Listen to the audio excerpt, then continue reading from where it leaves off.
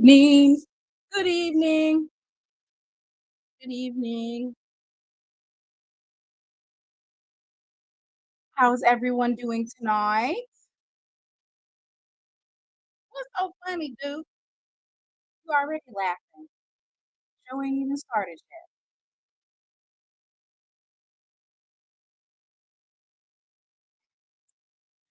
Hey, y'all.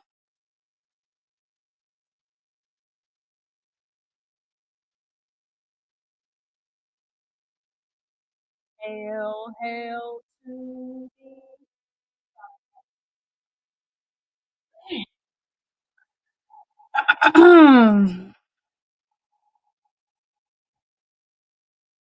Welcome. That's right, nephew. Thursday Night Live and friends. Depending on who comes up here tonight. Hey, Miss Matt. Here's drinking lemonade tonight. So cheers to everybody in the chat. As Tiger Nation said, prayers for Central Texas, New Mexico. There's actually parts of North Carolina. We're actually still under a flood watch. It didn't even rain today, but we got some terrible rain from that tropical storm Chantal. And then we got some more thunderstorms last night.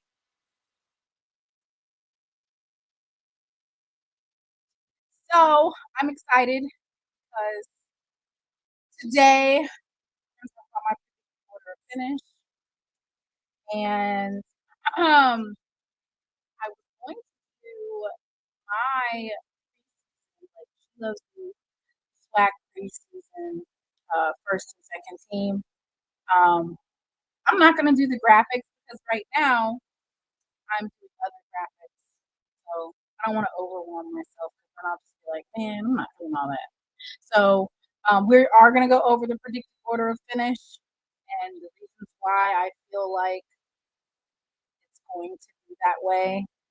I'm sure that Mr. Ford and friends will come up here and tell me why I'm wrong or agree, you know.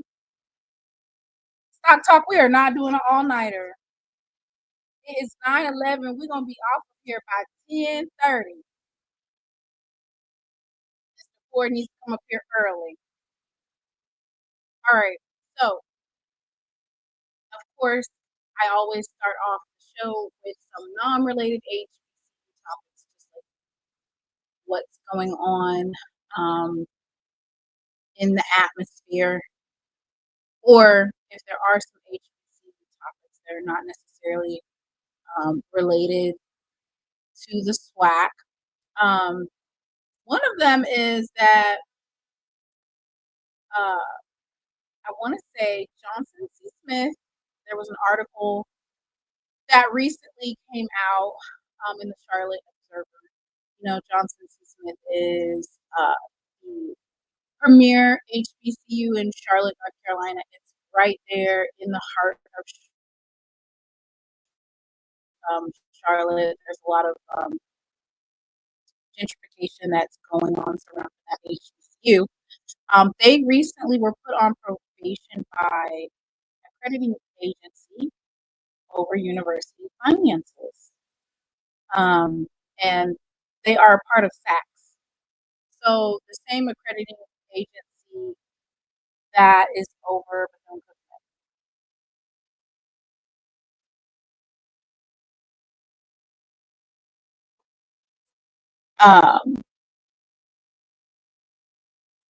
And it's going to be for a year. So Johnson C. Smith University has been put on probation by its accrediting agency due to problems with financial responsibility following a 2-year review. University leaders said that Johnson C. Smith is making progress.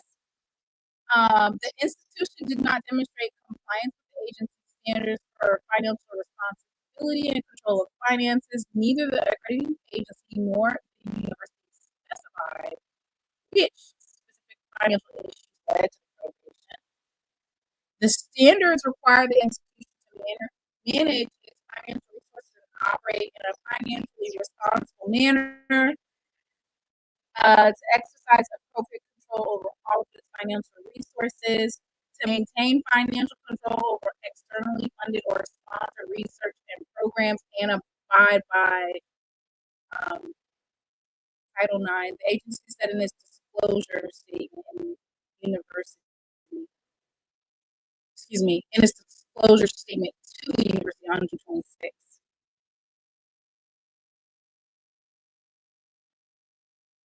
The school said Johnson C. Smith has taken steps over the previous 18 months, such as enhancing accountability measures and hiring additional faculty and staff.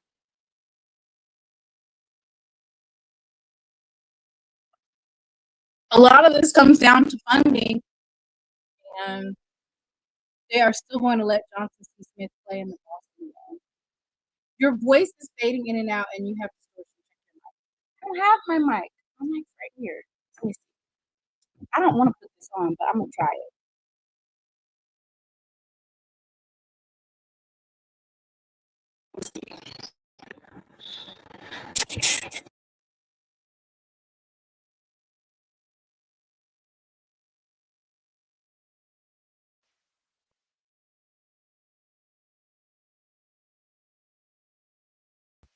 Am I still distorted? Can you guys hear me? Might as well test this stuff out.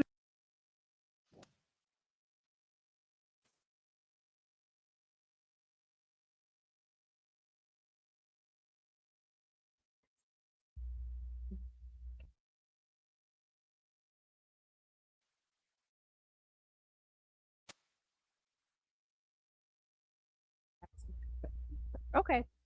Oh, I do not want to wear this for SWAC Media Day. My hair is going to be messed up. If you guys can hear me, then I guess I don't have a choice. I didn't want to wear these. I didn't want to wear this headphone. Look at this. My hand. All right. Whatever to get the sound, right? Okay. I don't like this. It's off.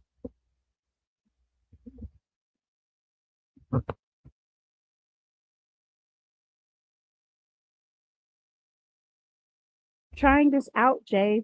I'm practicing for SWAC Media Day. I can tell you right now, this is not gonna work.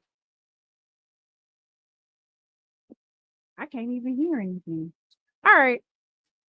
Let me play some type of music and see if I can hear something.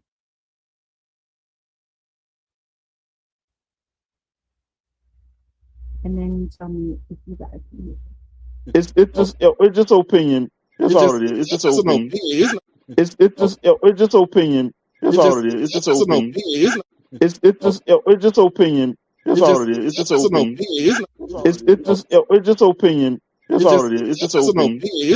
It's just opinion. That's all it is. It's just opinion. It's just opinion. That's all it is. It's just opinion. It's just opinion. Yeah.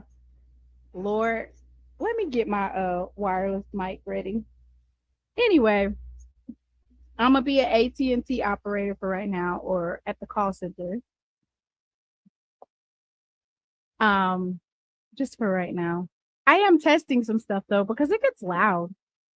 Call center operator, yes. This is the SWAC call center operator. Can I help you, please? Yes, you would like to file a report? A report for delusional fans? Let me search the database. Does anyone know of any delusional fans in the SWAC? I'm going to go ahead and check that. Let me go and check that. Let's see. Do we have any delusional fans in the SWAC? This is the SWAC call center. Please call in and state your case. I just got a phone call and we have some reports of some delusional fans in the SWAC. They wouldn't tell me what their names were, but they said that their mascot is a black cat. They lost 80 games in a row in their history. Stop being messy. Okay. So we talked about Johnson C. Smith. So hopefully SAC or SACs and Johnson C. Smith resolve those situations. It's a 12-month probationary period. And so they just have to prove compliance. But y'all got to stay on your P's and Q's. Stay on your P's and Q's. Okay. I know this is like a lot of people are not familiar with it, but I don't know how many of you guys watch Love Island USA, but we do have a HBCU alum that is competing on this show. Her name is Alandria, and she is from, oh Lord, not the coach thinks he's white. You want me to really play that? I think that's embarrassing. This is Alandria. She is a graduate of Tuskegee University, and we're trying to get her to the finals. So vote for her on the Love USA app.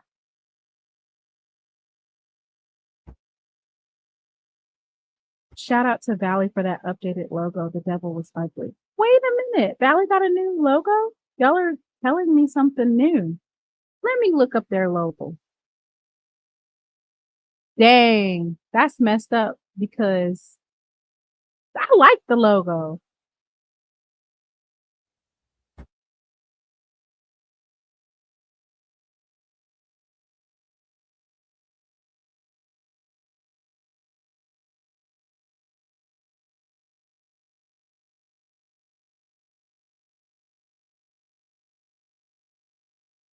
On their website.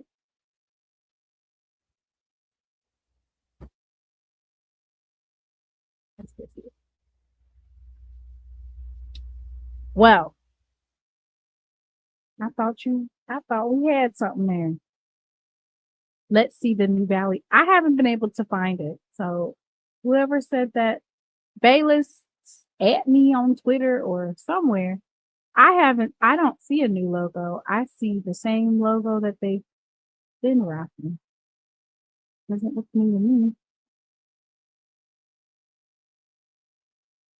They still got that man that looks like, you see it?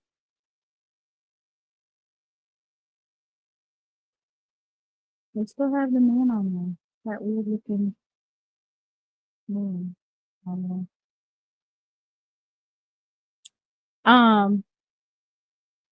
So as you guys know, next Wednesday is the SWAC Football Media Day, 10 a.m. Central Standard Time. I want to say it's going to be on ESPN. Don't quote me on which ESPN. I don't know if it's ESPN Plus or ESPN 2.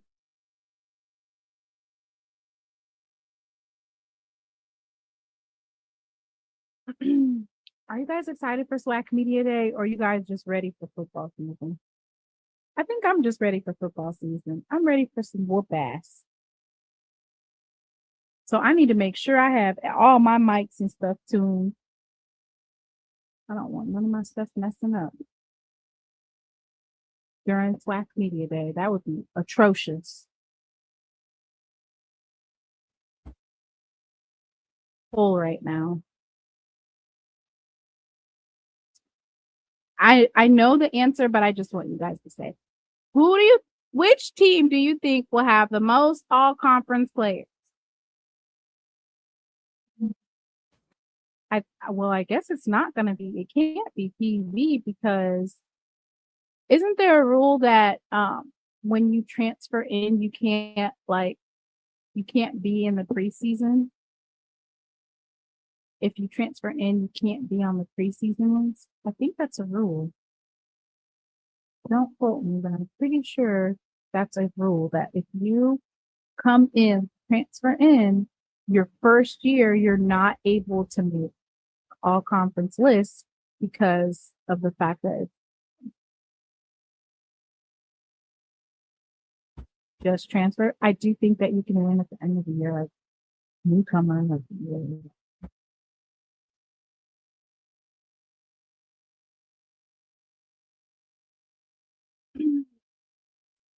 Give me some other schools besides Jackson State and well, we should leave Prairie View out because most of their players are transferred.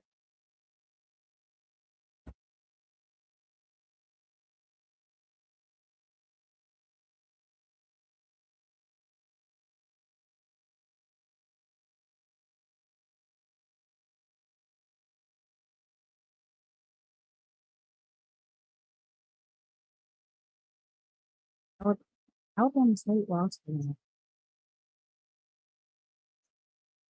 Oh yeah, I gotta put Southern. I gotta put Southern on there. Southern. Bama State lost all them starters. Good Lord. What we want to put Alcorn on there? Just I don't think Prairie View will be on there because they have a lot of transfers and you can't put them on there. So I have a question. It's in the chat. If you're not subscribed, subscribe now. We will have the most SWAC players of the week, but I guess Kim, you might have. Who, Bayless? Who? They got a lot of transfers too. I think it's going to be between Southern and Jackson. But I can't vote, so y'all got to vote.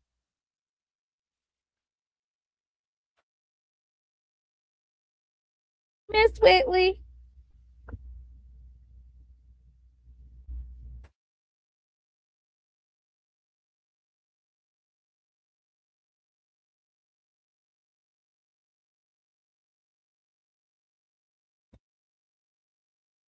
If Jackson State is the best team in the SWAC, then blank is second and blank is third.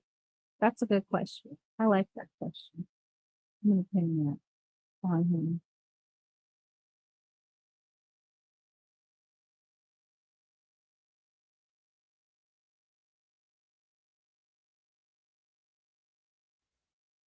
Not if. It should say, but I copied and pasted. It should say, Jackson State is the best team in the SWAC.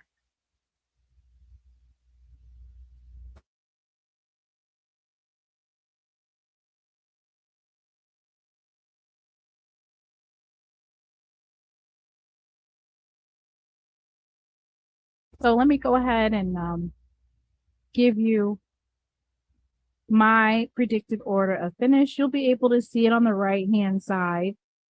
We have, of course, to the left is SWAC East. To the right is SWAC West. At the very top, I have Jackson State reigning in supreme. And I am just going to share with you my reasoning for thinking that Jackson State will reign supreme in dominating and going to win the SWAC for the second year in a row. Like Mr. Forrest said, you got to beat the number one team. Okay. So in terms of X's and O's, Jimmy's and Joe's,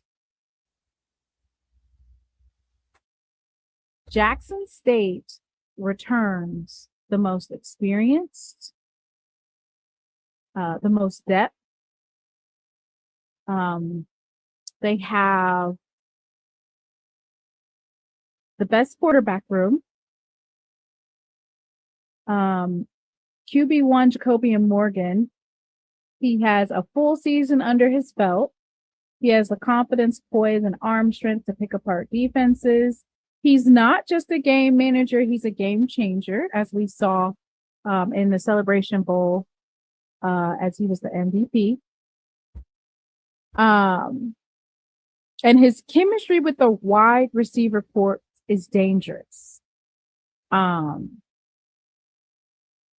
that is why we have a majority of Jackson State's key pieces. And then not only that, they bought in more dogs to the program. There's Ace Meadows from Tennessee State. They bought home some starters. The receiver room is loaded. So we have Jonas Fortillion. He's a 6'5" that no one was able to cover. Hey, Mr. Ford. Hey, how you doing? You can hear me? Yeah. Can everybody else hear you? Okay. Can you guys hear Mr. Ford? Mr. Ford, I got on these call center microphone. Feel like I work at a call center and I'm messing up my hair that I just got done. Yeah, you blowing up. Everybody trying to talk to Mr. Moan. No, just you, Mr. Ford. All right. So, Mr. Ford, I am going over my predicted order of finish. Okay. You see on the right-hand side. Wait a minute. Yeah, you got Jackson 1, right? Right. Yeah, Jackson 1, Alabama A&M with Sam Ooh. as so you're picking Sam? Sam Shields. No, I'm just kidding. Yeah. Sam Shade. Yeah. As Orange G would say, Sam Shields. I got Eddie Robinson Jr. coming in at 3rd with Alabama State. I got Family at 4th. Bethune-Cookman at 5th. And Valley coming in at 6th. So you ain't gonna never be able to go to Tallahassee. Why? They gonna stop you at the Leon County line. They ain't gonna let you in.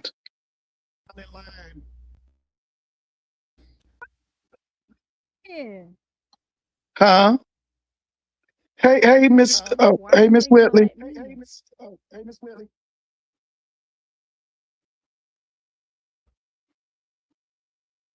Hey, Miss Whitley. Mr. Ford. Uh-huh. Why would you say they're not going to let me to go to Tallahassee? You picking all these people over the Rattlers. You said you picking A&M 2 and you picking State 3, right? I'm getting ready to explain why after. Because I was about to ask when the last time Alabama State beat Florida A&M. Oh, Lord. Okay, is somebody saying they can't hear me? No, they said, why you say that? Huh? Michael Road Dog Reed said that I'm more than welcome to Tally. Oh, okay. Yeah, that's one of my favorite cities. Does Michael Reed actually live in Tally? Your sound is too low. See, my sound is jacking up, Mr. Ford. Okay, do I have an echo? That's what they said. Give me a second. Hold on. Let me see. Okay, hold on.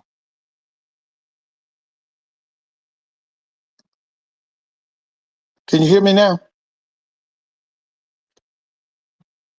Can you hear me?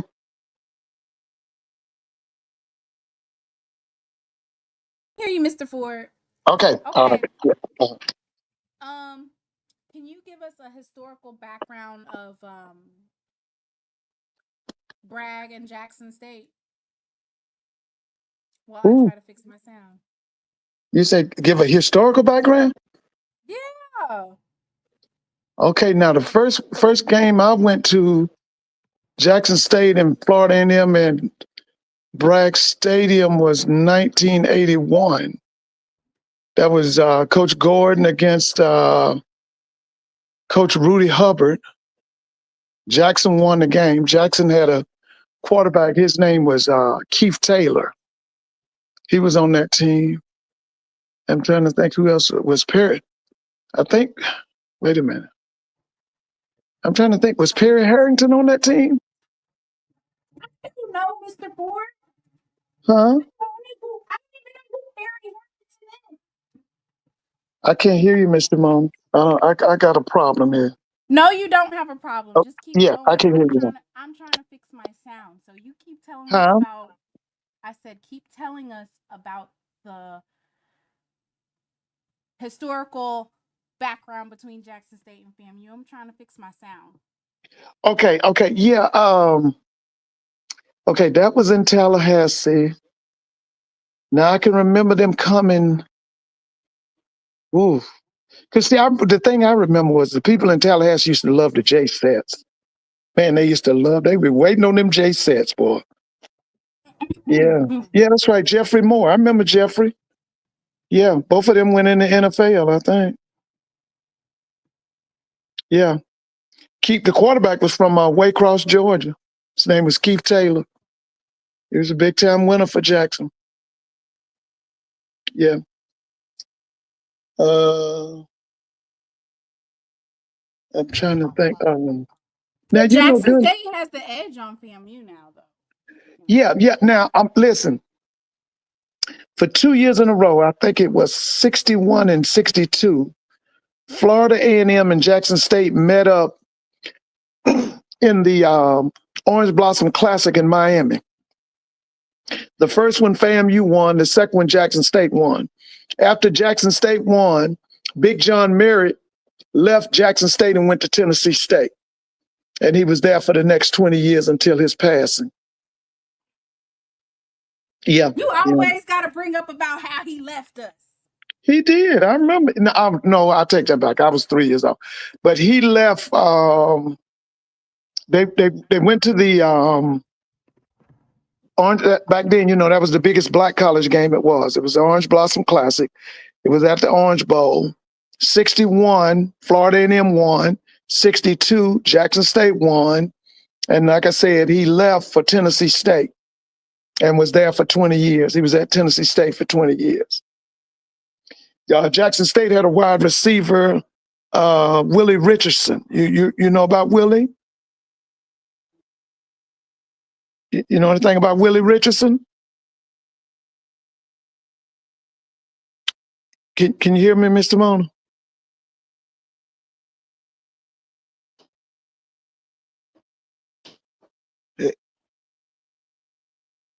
Hey, Mr. Mona, can you hear me? Hey, can anybody hear me? This is Mr. Ford. Can y'all hear me? Okay, but can you hear me? Can you hear Mr. Ford? Okay, so you can hear me. Okay. Yeah. He took with him off that staff, he took Joe Gilliam Sr., he took Cat Coleman. Cat Coleman was a chemistry teacher. I told you, I met both of them. I met Joe Gilliam Sr. and I met, his name was Alvin Cat Coleman. He was a graduate of Alcorn. He was a chemistry professor. He had one of the brightest offensive minds in the country. People from the NFL would come to Nashville to consult him about offenses. Coach Gillum was a West Virginia State graduate. He was from Steubenville, Ohio. Yeah, that's where he was from, Steubenville, Ohio. Can you hear me, Mr. Ford? Yeah, I can hear you. Mm-hmm. Okay. I'm getting all my kinks out right before SWAC Media Day. I need to get all of it out. Get it all I can't out. wait. And you were asking, it's going to be on ESPN Plus. Because I saw the listing about it. It's going to be ESPN Plus. I think it's at 11 o'clock. Yes, 10 Central. 10 a.m. Yeah, Central, it's 11 a.m. Eastern, that's right. Yeah, so that's next Wednesday, right? Next Wednesday. Oh, yeah, I can't wait. Going to be glued in front of the TV? Yes, I will. Yes, I will. Okay. Can't wait. Let me know if you guys can hear me. I am so sorry about those technical difficulties, but it's always good to get those things hashed out prior to and not just test your stuff the day of. Oh, We yeah. don't want to That's have right. any of those types of hiccups. So I already talked about Jackson State. Well, I talked about our quarterback, but aside from us having Jacoby and Morgan, we have Parker Stofa. We have Lockhart out of Charlotte, North Carolina. I want to say he's Right. coming from Myers Park High School. And then we have Ethan Terrell from Louisville High School from Texas. So and I want to say we're going to have one more quarterback, but I'm just not going to, I'll let that be what it will be for I'm going to do one of the Tremaine Jackson moves right there and not release that just yet, Right. You just have to find out. So then we have Alabama A&M with Sam Shade. I'm really excited to see Coach Sam Shade's transition from D2 to Alabama A&M. One of the reasons why I feel like they have a good chance to come second place in the SWAC East, it always comes down to the quarterback play for me. They've had a good offensive line, and Miles College was a championship type team. Yeah. Oh, yeah. And so I feel like Sam Shade is going to bring the same type of setup in terms of being a championship head coach. He knows what he needs to bring in. He knows how to structure that program. The AD seemed to really coalesce around him being the head coach, right? Oh, yeah. And he seemed like he knew what it took in order to compete against Jackson State. And they have Quad Brown. They also have Mekhi Hagans in the quarterback room. So I'm excited to see that, right? I think that quarterback play is so important. Right. Out of everything. Oh, thank you, Whitley. Thank you so much, Whit. Thank you. Mr. Moore. Thank you. But that quarterback play that's why I have Alabama State at third, because Alabama State has the defense, right? But when it comes to offensively, I haven't seen a decent offense that can carry them over Jackson State. Jackson State has an offense and a defense. Alabama State has a defense. They struggled offensively, and I haven't seen in the offseason. And I've been kind of looking to see, and I haven't necessarily seen those key pieces being bought in. Once again, they might be bringing them in on the slide. They might not be telling us what they're bringing in. Mr. Ford, I can't hear you if you're trying to talk. No, I was just listening. Can you hear me now? Okay. I was listening to you. And then, as Mr. Moore pointed out, Bama State lost two of their coaches on the defensive side. Right. UAB, which they actually have to play them. I want to say that's their first or second game. Thursday night, I think. Thursday. So, and then, as Mr. Moore points out, we'll see how important he was to their success, because to Mr. Moore's point, we had a situation where we lost our defensive coordinator, Jonathan Bradley. We lost him. And you didn't miss him. He won't be missed. Yeah, right. Jonathan Bradley was not missed. Wait. And then we had our offensive coordinator, Coach Harris go to Auburn. Right. What do you think about that, Mr. Ford? Was he missed? He wasn't missed either. And then we had our linebackers coach go to Long something University, our linebacker coach, and we bought in Callie James, and we bought in, who else was our linebacker? We bought in Was it Callie. Orr? It wasn't Orr, was it? Yeah. We had no, but the defensive line coach was Callie James, right? Right. But that's the guy from Tuskegee. Right. Yeah. And then we had so basically what I'm saying is from top to bottom, Jackson State has it covered. So the only place that I have a slight question mark for, and that's not offensively, that's the special teams punter situation. That's the only question mark that I have for Jackson State. We had a ace in the hole with our punter last year, Mr. Ford. I mean, he flipped the field. Right. And so in the off season, Jackson State has acquired, and then we've lost a couple of punter/kicker combos. As you know, Leilani Armenta is gone. Our long snapper left. We do have, I want to say Hunter Burns is still on the roster, and he's a long snapper. But our special teams is going through some changes, and that's just basically like the punter, long snapper, kicker combo. Because we were so dominant. G-Baby had, I want to say, the most field goals made last year. And as Unstoppable says, we just got a new punter commit today. But it's been like a cycle of punters that are committing and then they're decommitting, or, you know, they're choosing to go somewhere else, or they are still trying to finish junior college. So that's the only question mark that I have. Everything else from top to bottom, I'm just like, wow, it's crazy. I can't wait to see how it developed. And we signed an Australian punter today, Mr. Ford. Yeah, I see Brother Bishop said that. Yeah, he committed today.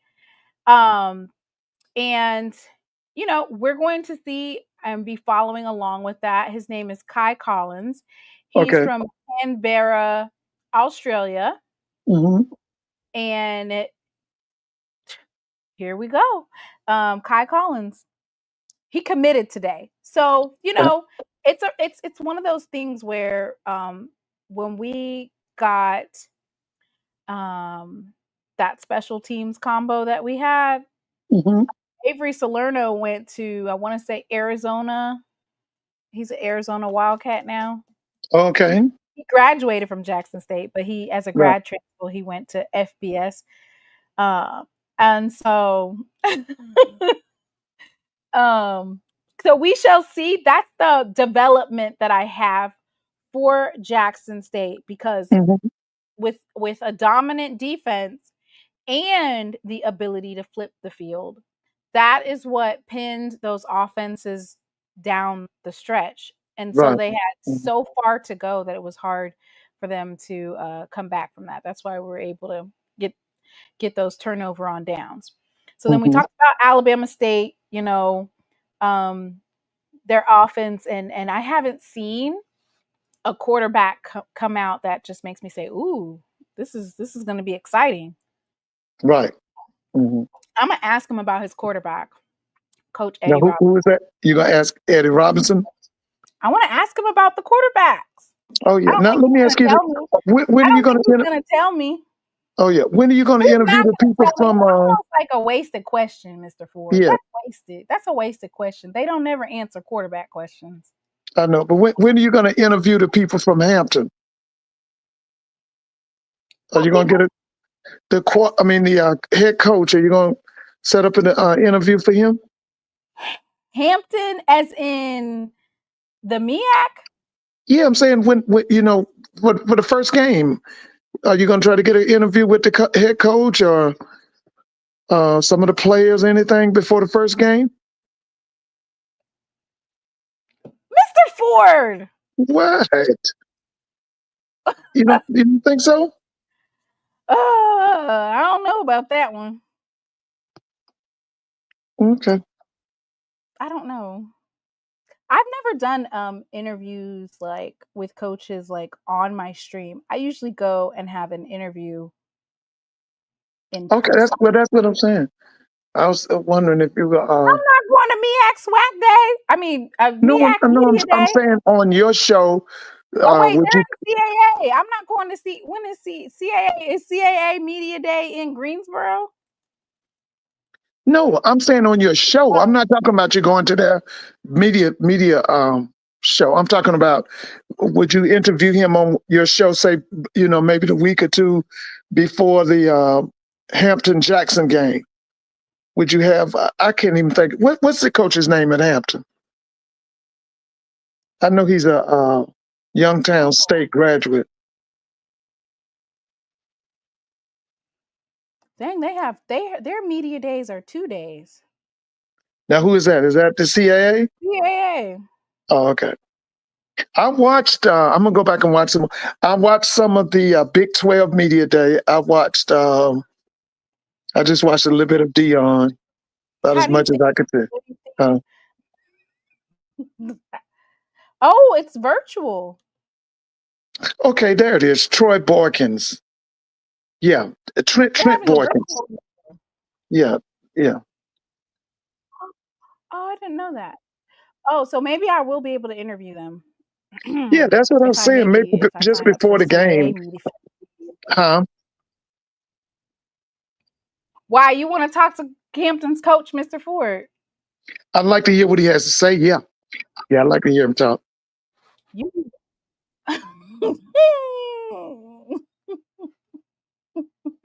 Mr. Ford, what do you want to ask the Hampton coach, Trent Boykin, Coach Boykin? What do you want to ask him? I'd just like to hear him talk about his program. Okay, well, I got some deets on the program. You want some insider information about the program, about Hampton? Yeah, definitely. Okay. Let me give you the rundown.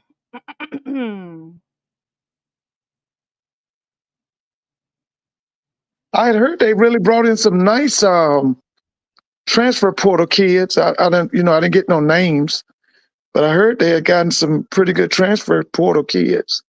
Because I think I'm really happy about this Hampton Jackson matchup.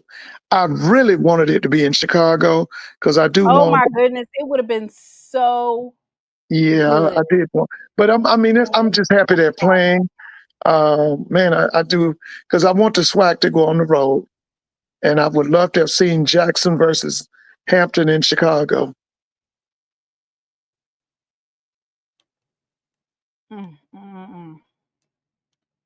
I think they're going to be a formidable team. They're going to be strong. This is just a testament to, for the question mark for the season, is Jackson State still as dominant as they were in December, right?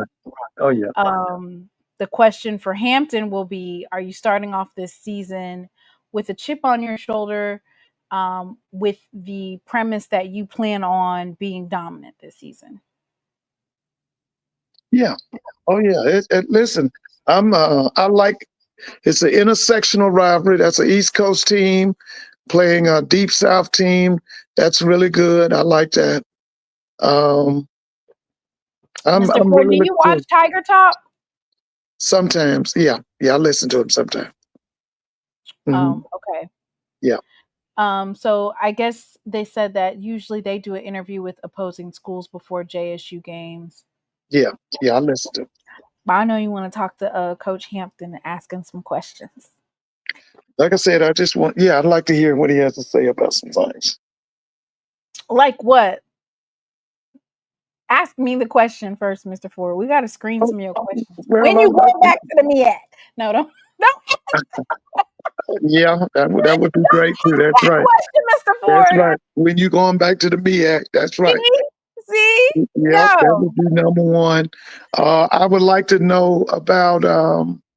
I don't know if he would disclose that. I would like to know about the transfers and where they're coming from. Where these transfer kids coming from? Because I heard they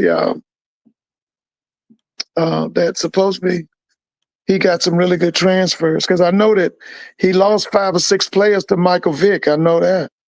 Ooh! Mr. Ford! Huh? Mr. Ford! Huh? Why would you say that? He did. Some of his players. I think he lost 3 starting offensive linemen to Michael Vick. Damn! Vic said, "I'm gonna just take that up off you. I'll take Yeah, that man. right from Yeah, you. I think I'd have to go. That right from you." Huh? I said, and Vic said, "I'll take that right up off of you. Yeah, I think he took I'm gonna grab this coach and this coach from you." Yeah. Because he did take a coach off of his staff. I know that. The guy that was from Penn State. Coaches off of a lot of folks' staff. Well, I know he took one from Hampton. I think he's assistant head coach, associate head coach or something. He's a Penn State graduate. Mm-hmm. All right. So, now, Mr. Ford, I have FAMU at 4th right now. You got FAMU at what? At 4th. I was asking, when's the last time Bama State beat FAMU? Do you know?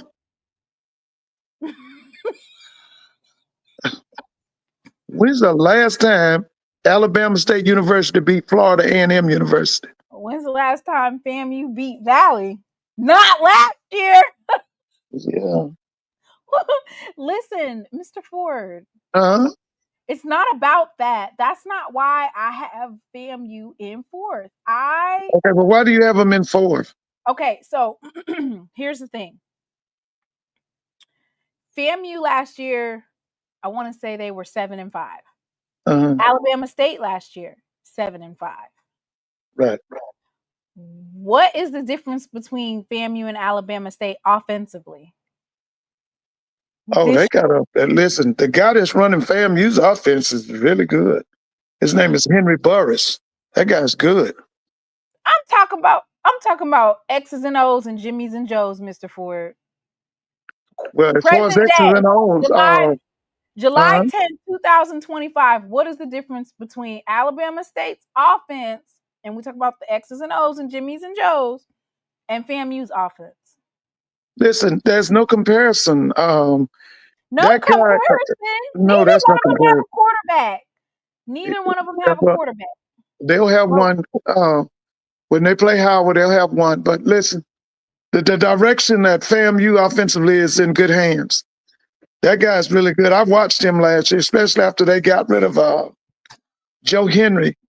You know, he went into the season as Joe Henry's offense coordinator, and then they demoted Joe, I think, after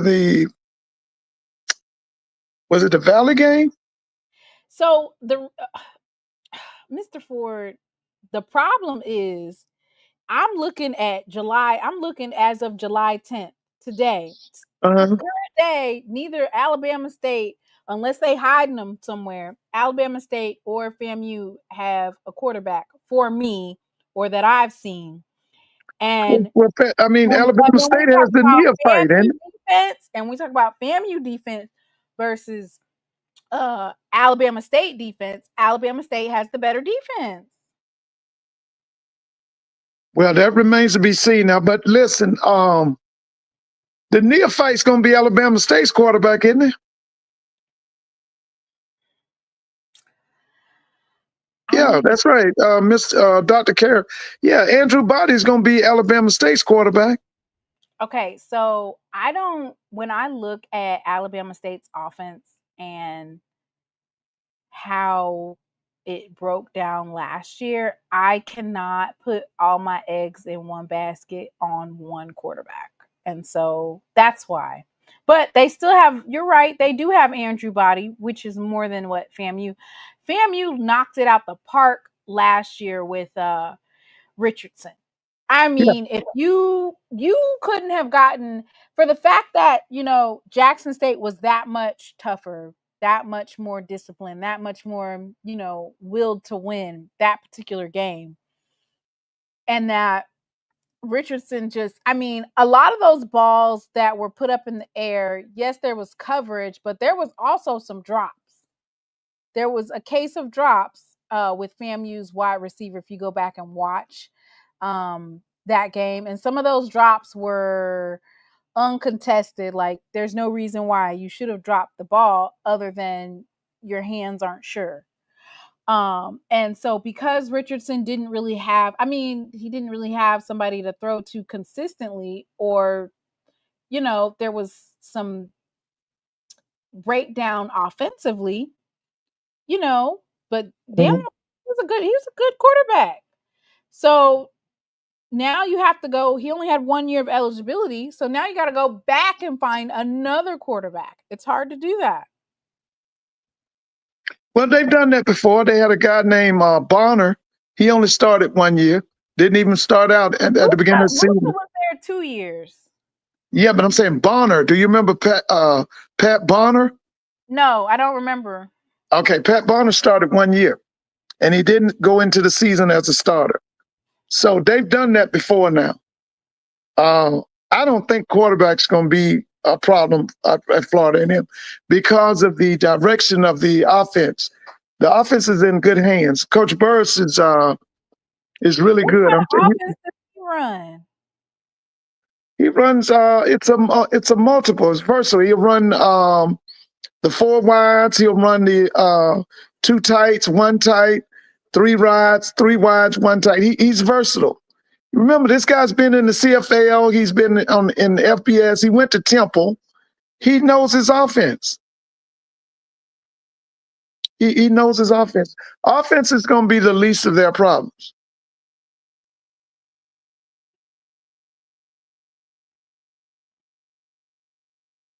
I think he was in the NFL also. A lot of our coaches was in the NFL, Mr. Ford. Yeah, but I've seen this guy now. I'm telling you now. This guy, man, listen. He's good, Mr. Ford. Yeah, you're going to see him. His name is Henry Burris. You're going to see him. He's a former quarterback, Temple University, NFL quarterback, CFL quarterback. This guy's good. You'll see. You'll see. So with Bethune-Cookman, they lost their special team / running back, Diaz. He entered the transfer portal. He was paramount in that offense. And then they also lost their quarterback as well to the transfer portal. Somebody in the chat said FAMU has 7 quarterbacks. I don't think I know they signed 5. They signed 5 since January. I know that. Coach Colsey said if you got 1, you got 2. If you got 2, you got 3. If you got 4, I forgot. He said something to that point. Like, they're rotating and they're seeing who's going to be a great fit. But hey, this guy right here, this is Ed said, so is Henry Burris taking over when Colsey gets fired? I don't know if he's taking over, but he's going to take over somewhere. He's definitely a future head coach. Can we not? We're less than a week and a half away, less than a week away from going to SWAC Media Day. Can we not let folks go for the next 2 lives for Thursday, Saturday, and Tuesday? Can we not let go people who I might encounter in person that could possibly peek in and see? Just knowing your heart, Bethune's gonna let what's his name? Don't just say it. If Woody don't win about 6 or 7 games this year, you can bet it's over for him. It's over. Yeah, Woody got to win some games this year.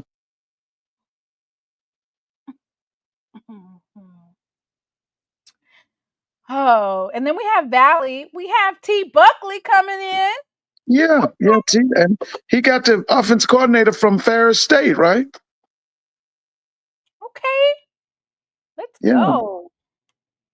So here's the thing, which, is to be expected, but a lot of the programs are updating rosters, updating, they're updating things. So I can't for concrete say what's what. You know what I'm saying? Like they still have the former Valley football coaching staff on the website. You talking about Wade? Yeah, he's still on the website as the football coach. They don't have That's ridiculous. That's ridiculous. That's ridiculous. But see, that's why I tell people, see, when I was at Grambling, when I was a student at Grambling, Valley was winning in football. They were winning in girls basketball. They were winning in men's basketball. The men's basketball team won the SWAC in '86. And so I tell everybody, it's about the people at the top at Valley. If they had a commitment to athletics, they would win at Valley. But the people at the top don't care. And you got to remember, winning starts at the top. That's why I listen to y'all talk about Prairie View ain't going to do this, Prairie View ain't going to do this. But I can tell you one thing, they got commitment from their president, because I've listened to her talk. Now, she might not know X's and O's and Jimmy's and Joe's, but she wants a championship team. I know that. So, Mr. Barnes just sent me this ridiculously. I'm surprised. This is big. This is huge. I don't expect it to pass, but it's huge. So, a bill to regulate college sports was introduced in the House on Thursday, and it would offer limited antitrust protection for the NCAA while barring schools from using student fees to pay for college athletic programs. Yeah, that would be big. Co-sponsors that would, boy, include 7 Republicans and that would 2 put us in a hole, which gives the bill a fair chance to passage in the House. It would need at least 7 Democratic votes in the Senate, where its chances are viewed as slim. The bill includes 3 elements the NCAA has lobbied for: antitrust protections, preemption of state law that regulates name, image, likeness payments, and a section that prevents athletes from becoming employees of their school. The bill's main goal is to set a national standard for NIL payments that are dominating the industry in the wake of an approved $2.78 billion lawsuit settlement that allows schools to pay athletes. It also includes a section that purports to protect Olympic programs. Yeah, you're right. This would put us out. So it's basically saying there's a clause in there to protect Olympic programs that some see as threatened because of increased funding that will go to football and basketball. The part called schools with at least one coach who earns more than $250,000 to offer at least 16 sports programs. Well, I think number one, they want to put a cap on the earnings, especially these football and basketball players.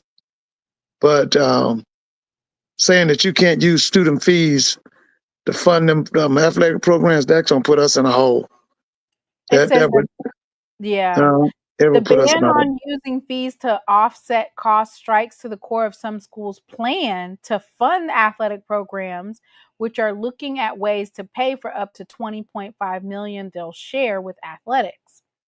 Clemson earlier this year announced it would implement a $150 athletic fee each semester for students starting this fall. Fresno State approved fees of an additional $495 a year, about half of which is to be directed towards athletics. Other schools like Tennessee have announced a talent fee to be added to season ticket renewals. Arkansas is increasing concession prices, and many more schools are informing boosters about the increasing price tag for the sports programs they support. So I don't expect this to pass because a lot of these Republicans and Democrats are funded by some of the very people who are in the Big 12, the SEC, the ACC. And in order for these schools to thrive, they're going to need these fees that they're putting on here. especially for a school that has what 20, 30, 40,000. That's a lot of money. Yeah, that's a lot. What is Texas A&M? No, what does Texas UT Austin have? They have like 40,000 students, right? Or more. They probably have more than that. I think 40,000 students at just the $495 a year for athletics, the new fee. And I think they said that some of that's going to come out. So if I do 40,000 students and then I'm able to take $300 towards it, that's 12 million of the 20.5 they're allowed, right? So that means that they only have to come up with 8.5 million. Yeah, all of these rulings, like we said earlier, they favor the rich. The rich get richer and the poor get poorer. That is an interesting element, which I'm sure that folks are going to be crying foul because. Yeah, that's going to be really deep. Yeah, I'm waiting to see how this going to play out.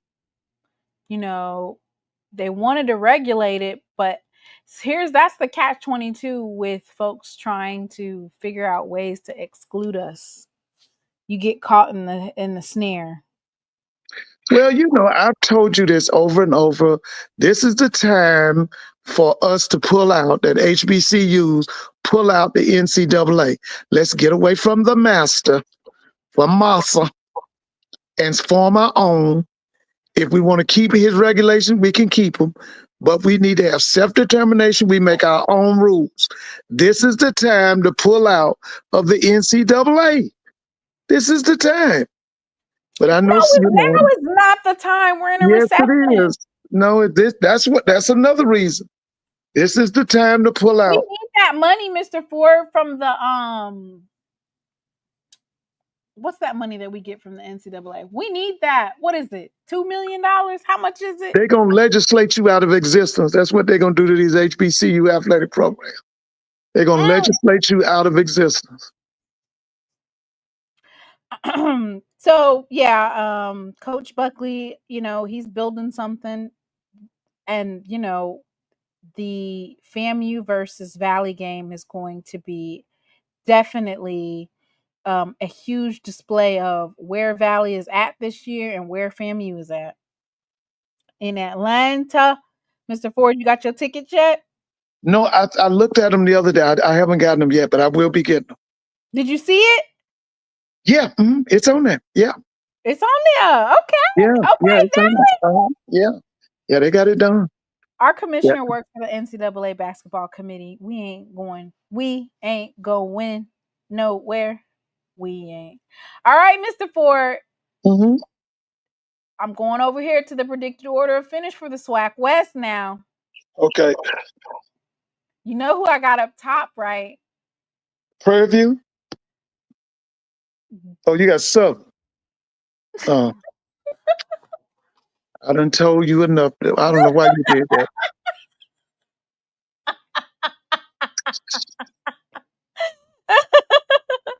I knew you were going to say something. Listen. We don't need to hear about the offensive coordinator. I don't want to hear about that, Mr. Ford. I don't want to hear about Mark Fredericks and how he's not going to be able to lead us to the promised land. I'm rocking with Southern. No. Okay. Let's go, Southern. Yeah, I'm with Southern too, but I know better than that. Nah, baby, it's Prairie View by a long way. Mr. Ford, they have over 40 transfers. They have to gel the first year. Yeah, but they good enough to win the West. You did it the other night. Remember, you did that Sweetwater experiment. When you did the experiment, you got the water and what was your H2O, and then you did the sugar and all of that. Yeah, that's the West. So I think Prairie View would be dominant. They will be dominant. If PV comes into the SWAC West and Coach Jackson in his first year wins the SWAC West, I know we ain't supposed to be talking about it, but heads is gonna roll. What about when Pete Richardson came in his first year from Winston-Salem State and won the whole thing? You remember that? I don't remember that. What year was that, Mr. Ford? Was it 93 or 94? It was his first year in the SWAC. He won the SWAC. Did they fire all the coaches? No, they didn't fire the coaches, but he put a chokehold on the SWAC for about the next 8 years, I think. He put a chokehold on the SWAC. Yeah, because everybody, everybody was upset because, when they would say he was from the CIAA, everybody was talking about a basketball tournament.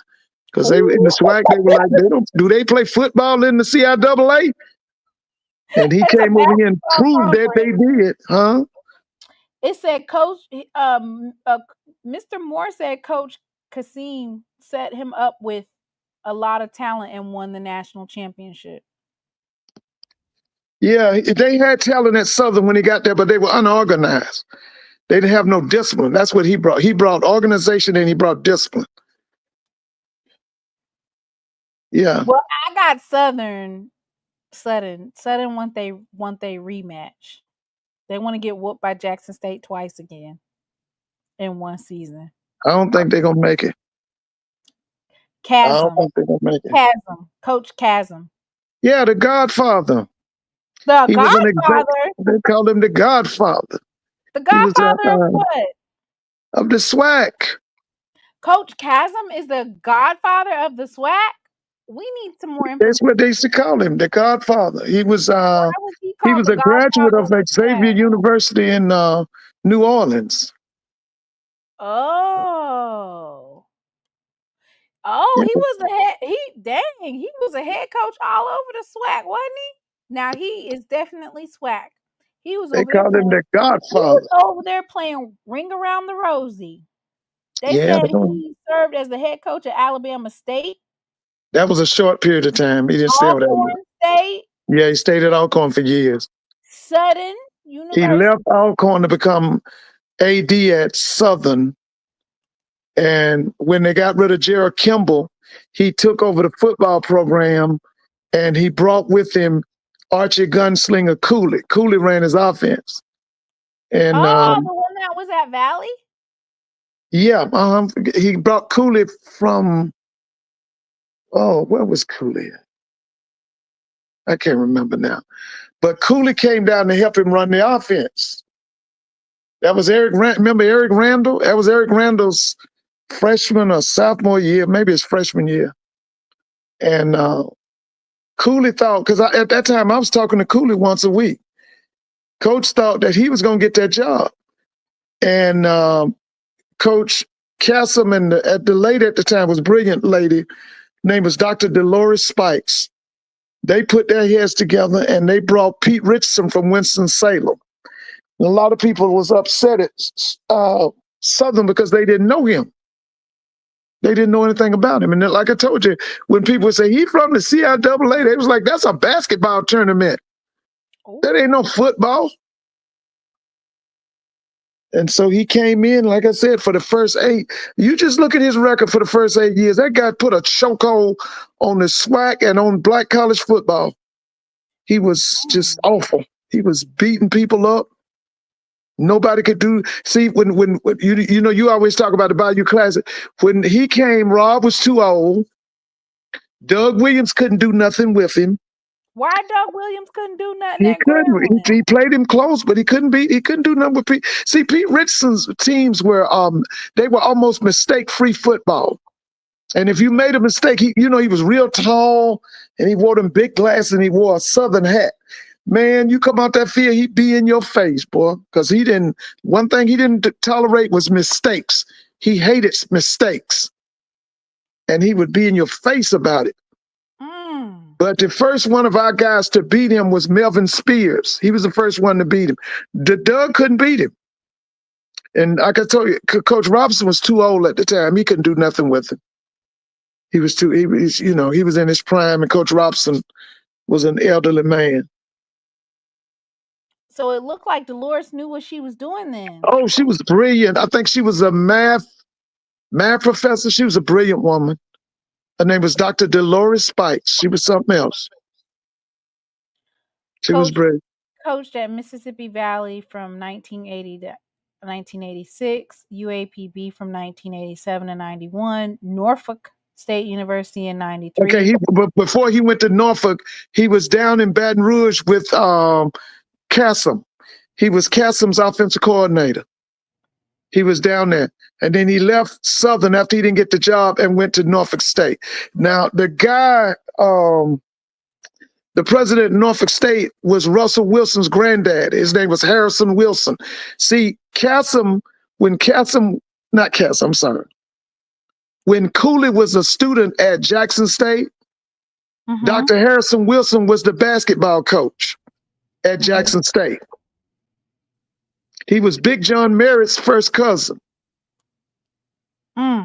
Yeah. So when he was president at Norfolk, he brought Coach Cooley to Norfolk. But them people all met up on the campus of Jackson State. Yeah. Everything starts at Jackson State. Yeah, they were all at Jackson. But he was, Dr. Harrison Wilson was the basketball coach at Jackson State. He was a Kentucky State graduate, I think. Coach Hughes used to whoop him. Huh? Coach Hughes used to whoop him. Whoop who? Oh, you're talking about Pete Richardson? Yeah. Oh, yeah, he got some wins in. But I'm just telling you, if you could put up his years, especially the first 10 years, I'm telling you, he had the SWAC on lock, and he had black college football on lock. Nobody could do nothing with him. Is that sometimes that all these days that when the Southern Knights talk about how dominant they were and they talk about the days of old, is that what they're talking about, Mr. Ford? No. The days of old, and it sure enough was Arnett Mumford. Oh. Yeah, that was the like the late 30s, 40s, 50s, and he died. Arnett Mumford died 1961 or 62, I think. Because see, when Arnett Mumford died, that paved the way for the rising of Grambling State University.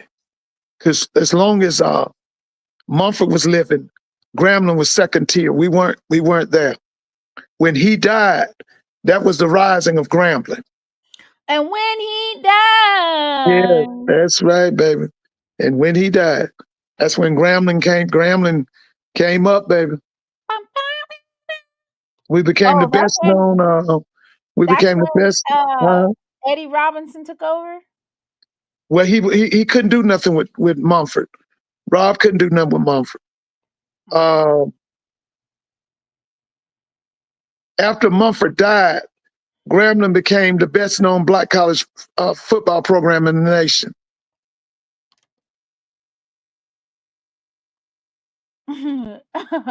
Bishop said, I bet you used to recite the hell out of Beowulf. Well, anyway, he that was the rising of Grambling. Now, the other person that Coach Robson had a problem with was Billy Nix down at Prairie View. He had a problem with him. He couldn't do nothing with him. Oh, so Prairie View did have some championship history. Oh, yes, baby. Go back and look at them. I know about is when they lost. I didn't even know this. A Prairie View alum told me, I think his name is Ced Brass. He told me that they lost 80 games in a row. Yeah, that was in there. No, I'm talking about now. Nix goes back to the 40s, the 50s, and Nix came out in 65. He retired, I think, in 65. He was dominant. Southern fans, Unc Oren says Southern fans definitely still living in the 50s. Yeah. And you know who else is living in the 50s? Who? Mr. Ford, when he says that you don't have to have NIL deals and Huh? Mr. Ford, you are still living in the 50s too. When you don't when did I say? Wait a minute. When did I say that? On Tuesday when we was talking, and I was like, Mr. Ford. I said they don't. You can't use that as an excuse. No, I'm saying you can't use that. You said, you better win. Win you better today. win.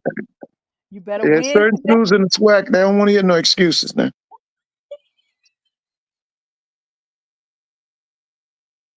Win today, or you going home. He said, we don't want to hear no excuse about no NIL. You better win something. Yeah, certain schools, they don't want to hear no excuses. They don't. I was just telling you what the play was, Mr. Ford. I was trying to let you know. Yeah. Mr. Ford said you better win something. I don't want to hear nothing about that. Yeah, that Pete Richardson, I'm telling you, he got that. What look up and see, when did Pete Richardson come to Southern? Was it 93 or 94? 93. Okay. From about 93 until about what, 99? No, everybody that's all them Southernites be talking about is how we used to get whooped. They did. Listen, I'm trying to tell you, listen. Okay, he was so unswack. First of all, he didn't go to a HBC. He went to Dayton or somewhere.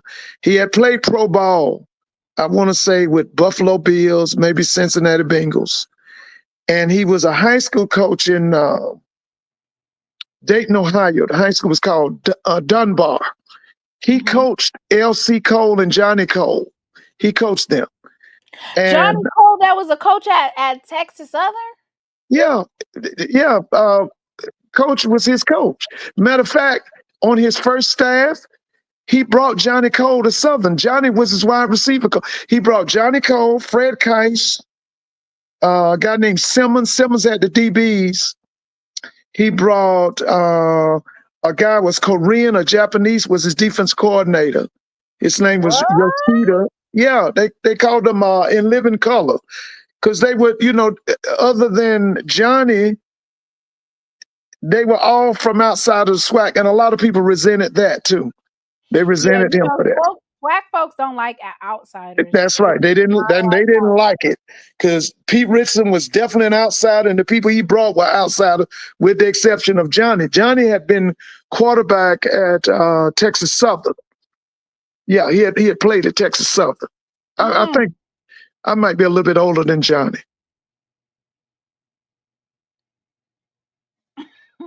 I about said something smart. Oh yeah. Mr. Ford. So all these different trees. So then Johnny Cole goes on to be the head coach at Texas Southern. Oh, and everybody was scared when he was at Texas Southern. They were so happy when they fired him because everybody was saying, Johnny. Yes, they were. They ain't gonna tell you now. But listen, everybody in the SWAC was afraid Johnny was gonna take over the SWAC because he was bringing in all them kids that would get kicked out of them big time FBS program. He would tell them, come on to Texas Southern. Just come on. We ain't asking no questions. And man, listen. He had a squad down there one year. We ain't asking no questions. Just come with us. No nothing. Yeah, he did it. And everybody was scared. And all the people in the SWAC were scared. And they fired him because he brought in too many of them criminals. And yeah. And everybody was relieved because everybody was talking about Johnny Cole going to take over the SWAC. Because he did go to the SWAC championship. He won it, but they had to vacate it because of stuff Johnny was doing. Johnny has always been kind of lawless. These folks keep on saying he was cheating, but they're not saying how. He's always, it usually would be with them boys.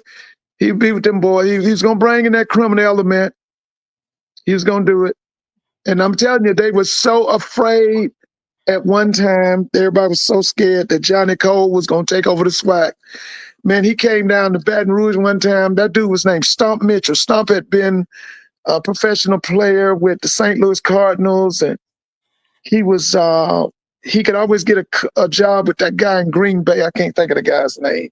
He was Brett Favre's them coach. They all knew Stomp. Stomp had coached at all kinds of NFL teams. But anyway, they brought Stomp to Southern, and Stomp played. Johnny Cole brought his team to Baton Rouge and stomped them to death. I mean, he beat them up in front of all them people. Yes, he did. But people were afraid of Johnny now. They said that he was just coloring a little bit outside the lines. Johnny was something else, man. They wasn't cheating. They was just coloring outside the lines. Man, Johnny was something else. Johnny and them, I'm trying to say, Johnny was offense coordinator at Tennessee State. This was in the late 90s. His brother was the head coach. His brother was named LC. Johnny and them had put a team together at 22 FBS transfers. They had about 10, 15 junior college All-Americans.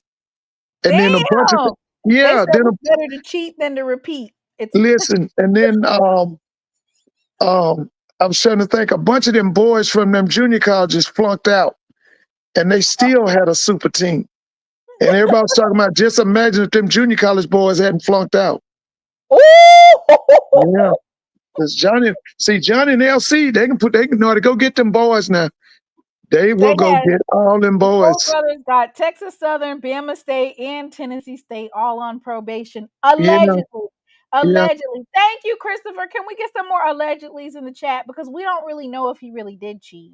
Yeah, because Johnny and him was something else, man. That's alleged, right, Mr. Ford? Yeah. Johnny and his brother was named LC. LC's here. He's with Teddy Keaton over at Clark Atlanta. I talked to them after Jackson State put that belt on South Carolina State. When we walked out, they were the first. I talked to LC, Johnny, Teddy Keaton had just left because I asked him, I said, listen, y'all done won more games this year than they won the whole time I was at Clark. So thank you. Yeah. There's Mr. Ford, do these folks know that you be the one on my show? Talk about do these when you're telling these stories about how you talk to these people, do these people know that you're the one that be on my show saying who need to be hired and who need to be fired and who? I have no idea. But when we walked out of the Jackson State South Carolina State game where we were sitting, LC was the guy that I went to the game with. I said, because he's a Clark graduate too, I said, that's LC Cole. And we went up and talked to him and we thanked him and we told him that we were graduates of Clark and how much we appreciate what he had done. And so we asked him, we said, where's Coach Keaton? He said he just left. And right behind him a little way was Johnny. And I said, listen, Johnny, I listen to you all the time on your podcast. Yeah, I said, I listen, yeah. But I've been knowing about them for years. Johnny and LC, I've been knowing. See, I remember LC used to work for Nick Saban. He worked for Nick Saban. Oh, really? Yeah. And I think it was at Toledo. I don't know why these folks in this chat keep on talking about he was a cheater. Oh, they was something, man. Listen, baby. I know they could go get them boys. I'm not. He was something else, man. So folks was mad because they was whooping up on him with kids that wasn't going to class and stuff. Yeah, he would have the best looking athletes. I'm telling you, he brought a team to Baton Rouge that beat Southern so bad. Oh, they beat Southern up. I'll never forget it. It was LC Cole. He was on Nick Saban's staff at Toledo. They received NCAA infractions at 2 schools. Gangsters of the SWAC. What? Man, they would go get some athletes, baby. They would go get some players. So they did win a championship, but they ended up having to relinquish it. Yeah, they had to vacate it because Johnny had broke all kind of rules. Yeah, I remember Johnny.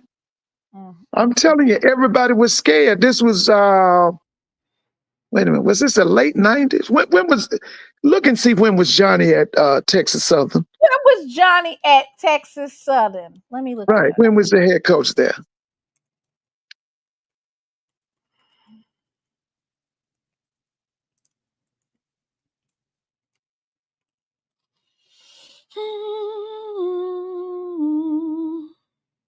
From 2008 to 2010, guiding the Tigers for 3 seasons before being relieved of his duties in April 2011. Yeah. 2008 marked his debut season leading the program. He continued 2009 and 2010, which included a 9-3 season and a SWAC championship.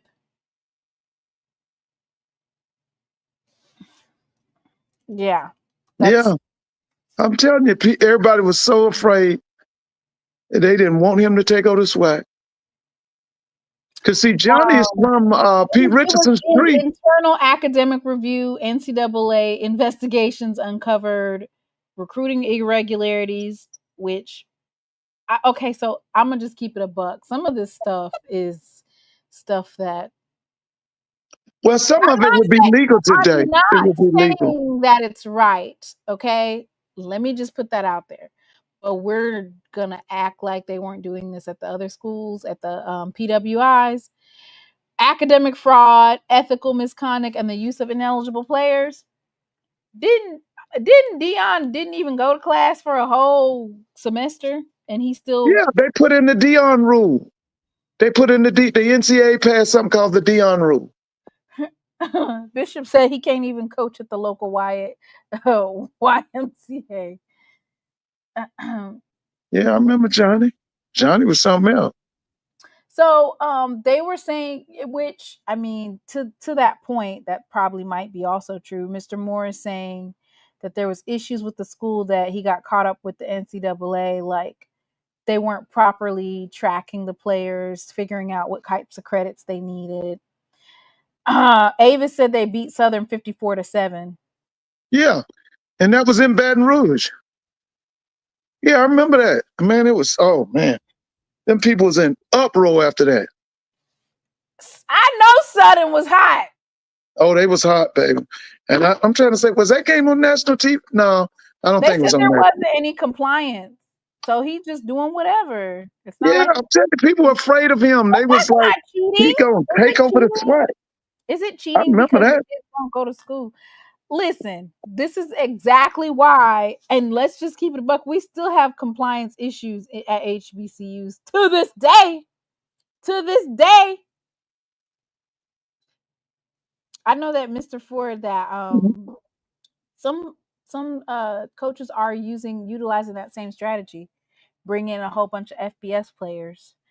Not necessarily ones that have problems or issues, not those kind. Just that's what he was known for, Mr. Second Chance, Johnny Cole.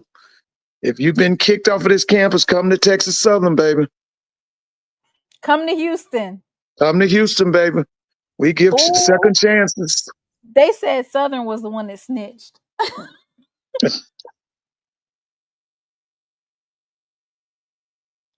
There was definitely compliance. That was a violation, that they slapped the program's hands. That is neither here nor there. Cheating is cheating. Nino Brown, a.k.a. Johnny Cole. Johnny Cole, baby. Mr. Ford, if Coach Cole beat PV in 2010, what? Even with the team he cheated with. Oh, okay.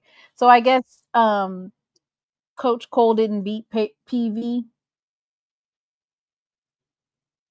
I don't know. What night was he going against Coach Frazier? Who was he coaching against? Coach Northern. Who was he coaching against? That's what I said. Well, when Johnny was at Texas Southern, who was the coach at Prairie View? Was it Coach Northern or was it Coach Frazier? Oh, it was Frazier. Okay, Brother G Boone said it was Frazier. Okay. Mm-hmm. Okay.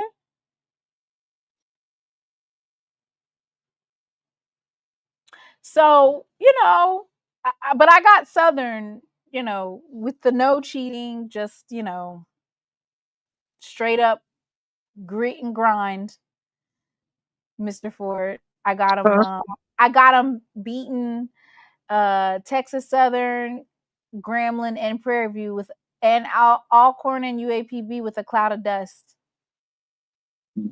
So you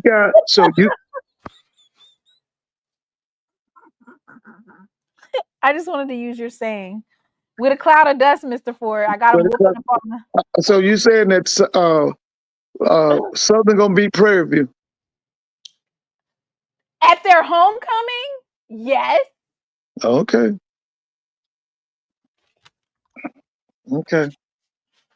Coach Graves better not lose homecoming at Southern with all them lights. Yeah, you're right. Them light shows with the light show at night. And with the human jukebox and all of that, right? Yep. Yeah. So, you talking? I can't believe you're picking Prairie View in Baton Rouge for their homecoming to lose that game. Yes. Yes, I am. Don't forget Public Enemy. Oh man, I love them. Oh, Public Enemy. Professor McGriff. The Grambling and Mr. Ford be disrespecting Southern. Oh, they said No, you got I don't. No, I don't. They said you got a little Grambling bias in there. No, it's not. It's just that Mr. Ford want them to go to get an offense coordinator, a real one. That's Mr. all. Moore, why did you bring that up? I want him to go get a real offensive coordinator. Now you know Mr. Ford is going to have to explain it. Yeah. Listen. Yeah, you said that with a little feeling, Mr. Ford. Listen, when I was at Grambling, the three places I loved visiting in the SWAC was Southern's campus, Baton Rouge, Jackson State, and Alabama State. Those are the people, those were the campuses I just loved visiting because of the hospitality. So unless they playing Grambling, I pull for Southern. Now I really liked Pete Richardson. I ain't gonna lie to you. I like Dawson Odom. I did. I like Dawson Odom. Allegedly, Coach Tremaine Jackson said he's a white man. Oh Lord. When did he say that? When did he say that?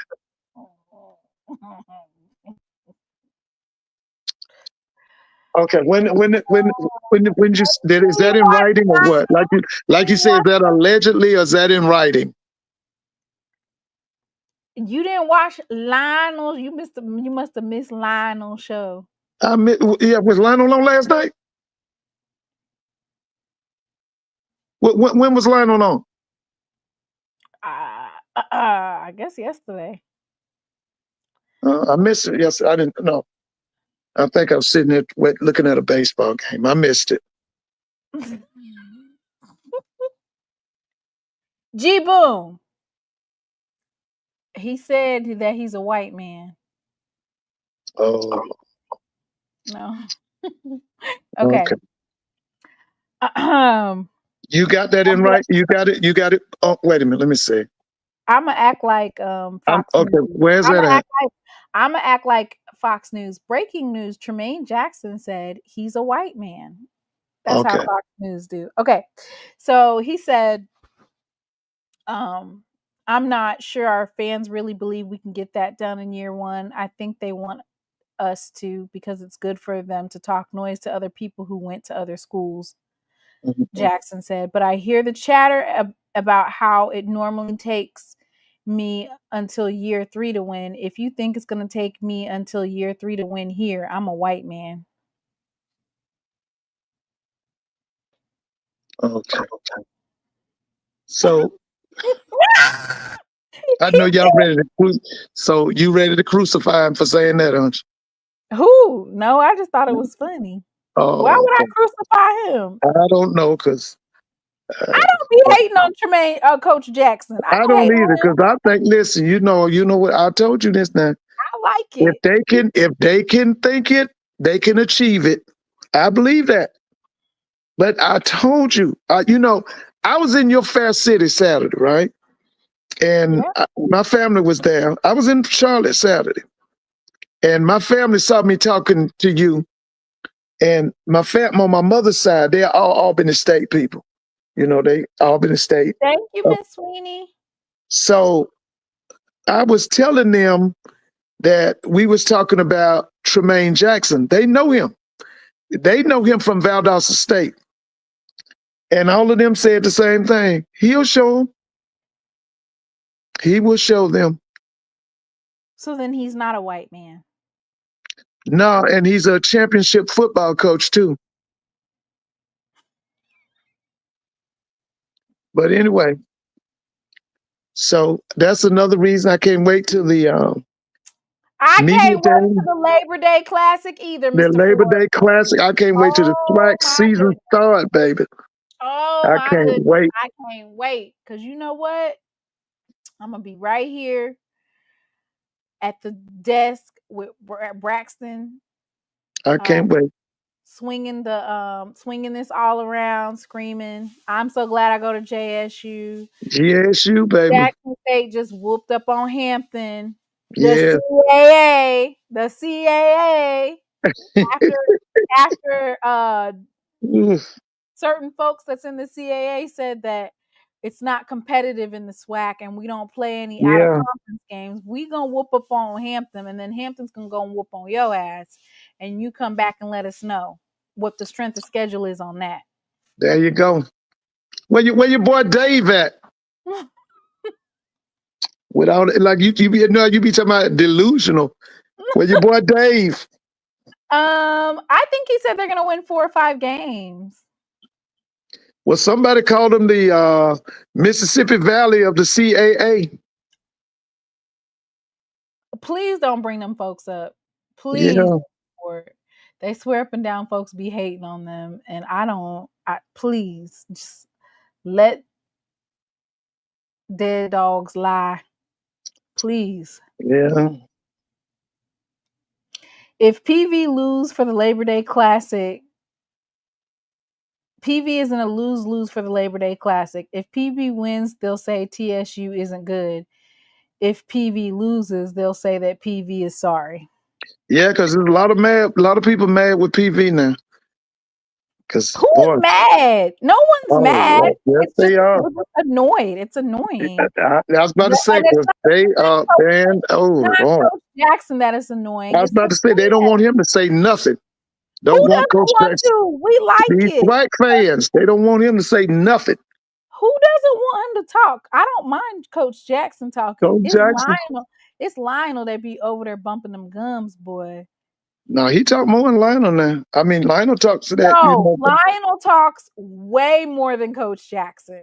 Coach Jackson just be, he'll say his little 1-2. Lionel, oh my God.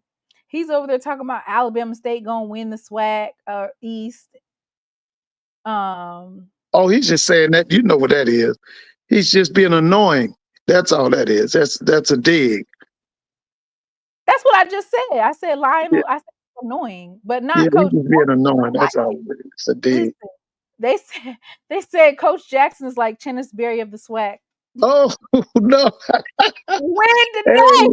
That's right, baby. That's my boy. Look here, Coach Chennis Berry, baby. How many JSU shows? Man. I haven't even started popping my collar about Jackson State. Shoot. I ain't even started yet. I get.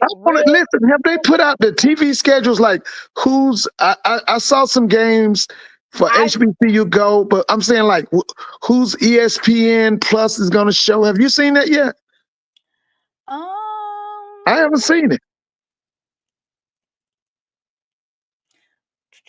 I know that the Jackson State versus Florida A&M game is going to be at 7:00 at night.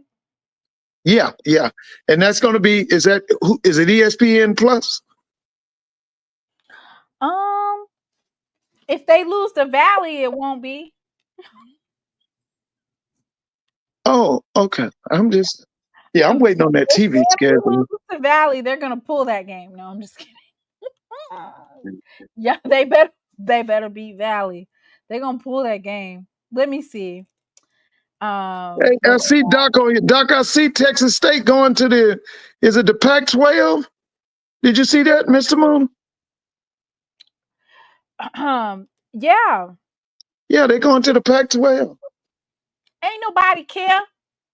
Ain't nobody care about. Well, that's gonna help. That's gonna give them a bigger profile. You know, they're trying to bring the Pac-12 back. Terrible.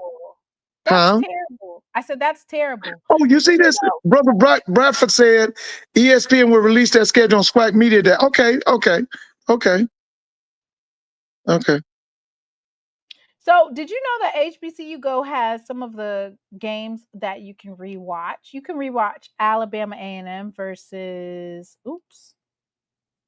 Why did it go up like that? Alabama A&M versus Mississippi Valley, Texas Southern versus Arkansas Pine Bluff, Valley versus Florida A&M, Valley versus Jackson State, Virginia Union versus Virginia State, Southern versus Alabama A&M. They got some good ones on here. Yeah. I saw a lot of those games. State versus Bethune-Cookman. I remember that first half was good. Miles College versus Allen University. I'm definitely looking at Miles College footage. I think Miles College got to play Morgan State in Indianapolis, right? Mm-hmm. Yeah. So HBCU Go will be doing the Classics minus Magic City. Oh, okay. Which usually, usually ESPN will pull some of those. So, like that Southern versus Jackson State, that's a big one. Hey, Unstoppable! Don't forget now that game's in Atlanta. They're not going to Bragg. That's going to be at the Mercedes-Benz Dome. It's supposed to be in Itabena, but they decided to go to. Oh Atlanta yeah, baby, they come. You always say Atlanta. That was not me. That was Coach Tremaine Jackson. Yeah, you say Atlanta. That's even got Brax saying it. Atlanta. Should I ask him to do it again for SWAC Media Day? He's probably not going to do it. Hey. ESPN pulls all the top games, even if they have it on ESPN Plus. Yeah. Good evening, Simply Beautiful. Whitley is really on her stuff today. Thank you, Whitley. Yes, if you would like to be able to chat during SWAC Media Day, please click the link below and become a member, because these will be member-only lives. You cannot comment in those chats, because y'all was cutting up last year. Not y'all, the people who are in the chat. It's folks who are never even in my chat, or they're watching but they don't comment. Yeah, you had a real good interview with Coach Cozy last year. I remember that. You had a really good interview with him. What should I ask him this year? I was about to say something. No, what were you getting ready to say? What you was getting ready to say, Mr. Ford? Say it. Oh, listen. I'm going to tell him if Jackson State beat him, what's his address so we can send them trucks. Mr. Ford! Ooh, nothing. I'm just kidding. See, you're gonna get me uninvited. Oh man! That was listen. Are you going to interview? The dean of the broadcasters. What's his name? Charlie Neal. Are you going to interview him? Yeah, I am. I don't think videos. I am. I'm out of line. Yeah. Listen. What about Charlie Neal? Are you going to interview him? That's who you want me to interview. What would you like? And I want you to do the commissioner. I want you to do the commissioner. You know what? I'm gonna just be real honest with you. I probably, I'm steer clear from asking him to come on my show. Yeah, you got to do the commissioner now. No, I'm not asking him this year. I'm not. Why? I'm just not. Yeah, you did really. I watched you last year at the media day last year. So now, when you flying out to? I'm gonna just be 100% honest with you. You've been doing a terrible job of these questions that I'm supposed to be asking for SWAC Media Day, and I am surprised, because if I bring G on here, If I bring you on here right now, you're going to say, G, let me ask you a question. And you're going to ask him a really good question about, I know that defense is going to be good. I want to know about the offense. And you're going to ask some really good questions. But Mr. Ford, the questions you be asking are not questions that I can ask at SWAC Media Day. Well, we'll see. We'll wait to SWAC Media Day. I need to be prepared. No, I'm not going. Sometimes you need to be extemporaneous. No, I don't like to be extemporaneous. I have to know extemporaneous. No. But listen, I want you to interview Charlie Neal. Definitely want you to interview the commissioner. Let's see. What about your what's it? I call him Boy Wonder. Dr. Robinson, Ashley Robinson.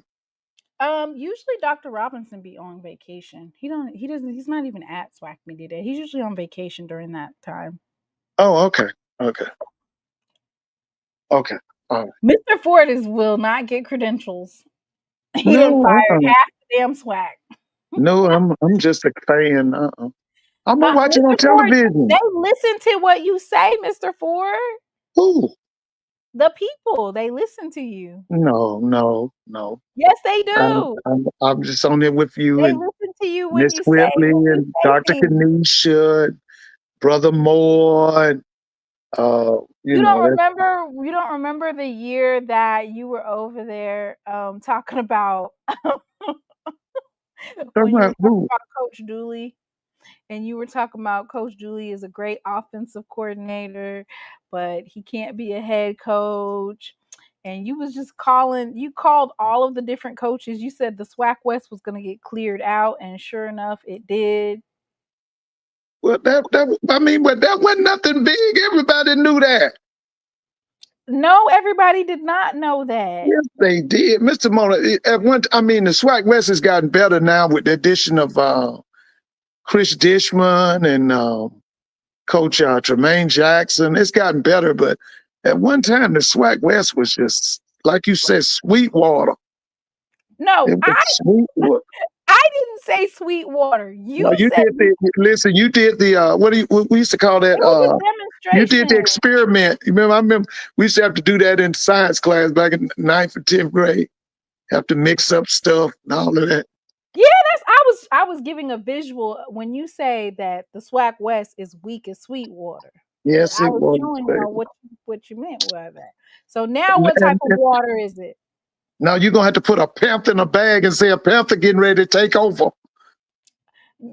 Take over. It's gonna be a takeover by the Panthers with that purple and gold. You sound just like. Did I tell you? I saw a picture of Megan Thee Stallion when she was in the band. Did I tell you that? Yes, Mr. Ford. Already. Yeah. Okay. Yes, you did. Yeah, I saw a picture of Megan Thee Stallion. Yeah, you see him putting words in my mouth. Mr. Ford's the one that said sweet water. Sweet water. Right. You the one that said it. I just repeated it. So Mr. Ford, another thing.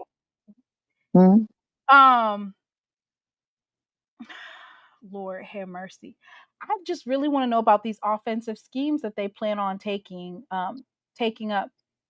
You know, when I think about like what type of questions do you ask these coaches, they're going to regurgitate a lot of their answers, right? They've already, you got the media asking 50 different questions. No, 50 questions, and they're all basically the same. They just tweak it a little bit. And you got to go from table to table, and they over there asking you the same questions.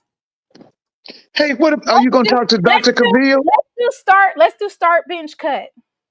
Hey, are you going to talk to Dr. Cavill? Sure. Yeah. He's very knowledgeable about everything, especially the business aspect and academics and compliance. He's really good with that. Okay, but what am I asking him, Mr. Ford? Give me some start bench cut. I want to do something where it's kind of like we're gonna do something else. We're not getting ready to keep talking about. So, what kind of offensive scheme do you plan on running this season? Or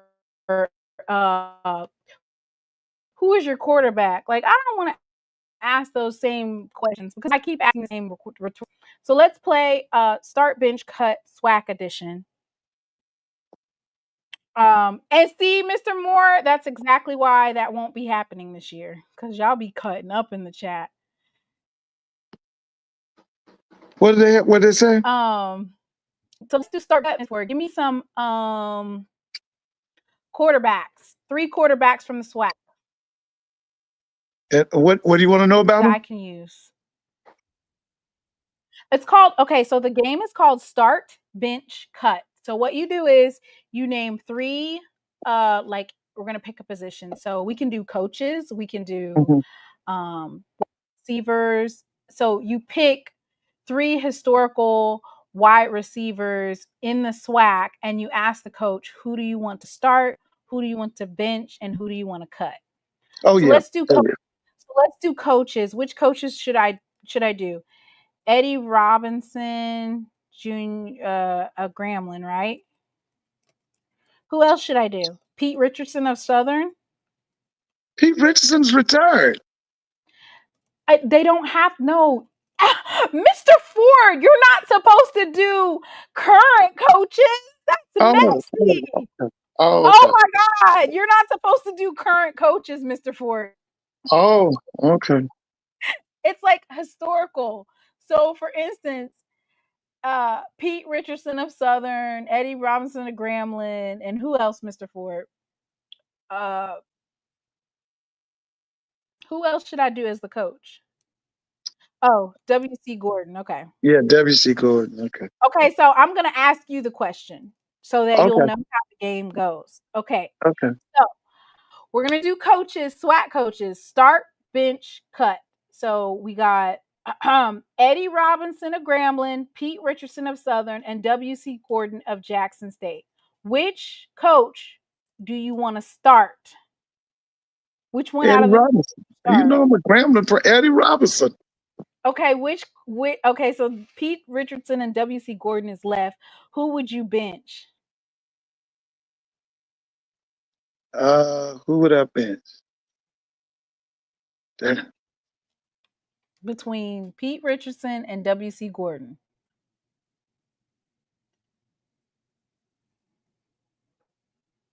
That's hard, girl. Man, that's hard.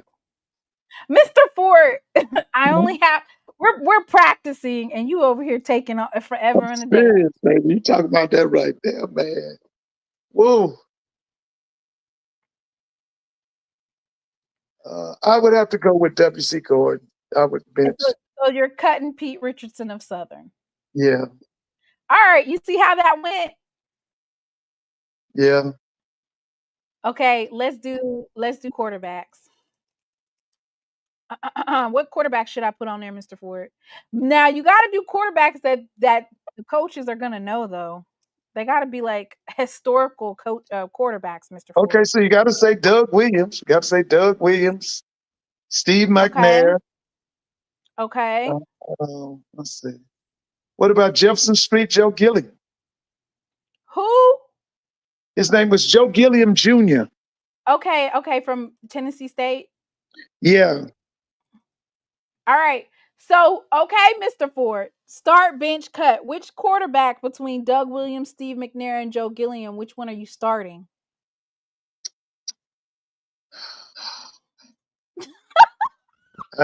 Man. I would go with Steve McNair. Who you benching? Doug. Oh, you cutting Joe Gilliam Jr.? Yeah. Ooh!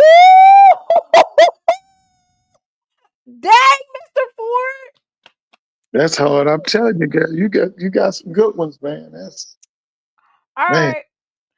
I probably will only interview maybe 1, 2, 3, 4, 5 coaches. How messy. Let's do wide receivers. We're gonna have Jerry Rice on there. Rice, Willie Richardson. Let's see, Jerry Rice, Willie Richardson. You can't cut Jefferson Street Joe. That's what somebody said in the comments. I know that's right, baby. You're right. I'm trying to think why you don't remember Frank Lewis, do you? Can you please name some folks that these people will know? I don't know who that is, but they might. Frank Lewis is the truth, man. He was from Grambling. I think Frank was from. I was a kid when Frank came to. Frank was something else. He was. Don't be naming folks from like the 50s. No, he was. Frank was like early 70s. Jackson. Yeah, Harold. Yeah. But listen. That during Frank was out of Homer, Louisiana, baby. He could do it, baby. Frank played almost 16, 17 years in the league. He was a Pittsburgh Steeler, and then he was a Buffalo Bill. Called him Frank Lewis. Back then, Grambling had that wing pack position. He used to run a play called 26 counter. That was Frank Lewis. Where did Carlos Pennywell come from? Oh, he was from Shreveport, Louisiana. He was the truth. Carlos Penn, he played with Doug Williams. He was the truth. He was with Grambling? Yes. He was, Carlos went to the New England Patriots. He had it was another guy. I think that was his brother's name was Robert Pennywell. Robert played for the Atlanta Falcons. He was a linebacker. Carlos was the truth. He was a wide receiver with Doug Williams. Carlos Pennywell. Oh, Lord. They was from Shreveport. They was from Shreveport, Louisiana. Louis Tillman. Louis Tillman was Jackson State. He went to the Giants. He was from Hazelhurst, Mississippi. Charlie Joyner. Charlie Joyner. He was out of, where's that school McNeese State at? Where is that? Is that, what part of Louisiana? Hey, you Louisiana folk. Where is, where's McNeese State? What city is that in? Is that Lafayette? What school he went to, Southern? No, Charlie Joyner went to Grambling. Hey, why you getting so upset? Do you think that coach Mickey Joseph knows who that wide receiver is? I hope y'all are giving me some wide receivers. That's right. Thank you, brother Avis. That's right. Lake Charles. Listen, Charlie Joyner was from a black high school down there, a legendary high school called W.O. Boston. That's what it was called, W.O. Boston. It was in Lake Charles. They used to call him Speedy Joyner? Charlie Joyner was the truth. Speedy Joyner. Charlie Speedy Joyner. Okay. They called him Charlie. Right, let me ask you the question then. Okay, start, bench, cut. Charlie Speedy Joyner, Carlos Pennywell, or Jimmy Smith, Jackson State. Who you starting? Say him again now. Say it again. Say that. Give me that name. Carlos Pennywell from Grambling State. Right. Jimmy Smith. Right. Jackson State. Charlie Speedy Joyner. Wait, no, let me not do Grambling. Okay, Jerry Rice Valley.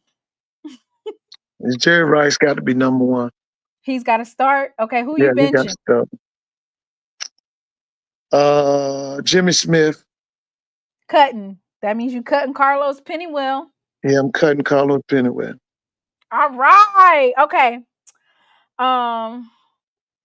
Harold Carmichael. What school he went to? Southern. He was from Jacksonville, Florida. He was 6'7" or 6'8". He was a big, tall wide receiver. I think he played for Coach Bates. Jughead was the beast. Who is Jughead?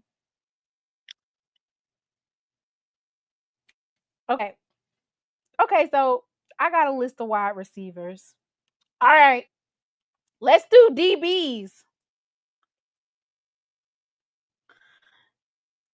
Defensive backs in the SWAC, Mr. Ford. Okay, you got to go to Alcorn, and let's say Alcorn had Milton Mack. They had that boy Rodnell Young, Leslie Frazier. Okay. Man. Yeah, I got Jimmy Smith. Everson Walls. Walls is Grambling.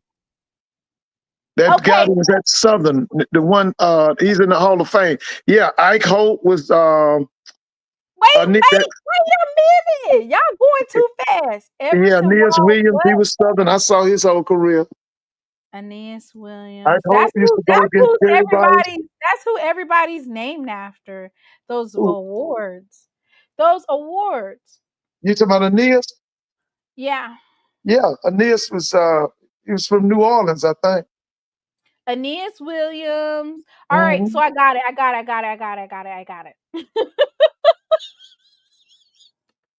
You know Aeneas Williams, I think he walked on. Start bench cut, Mr. Ford. Aeneas Williams, Lem Barney, or Shiloh Sanders. Okay, Lem Barney. You're starting Lem Barney? Yeah. Who you gonna bench? You gonna bench Aeneas Williams? Aeneas Williams. Who you cutting? Shiloh Sanders. The Shiloh Sanders part was a joke. I'm not gonna say Shiloh Sanders.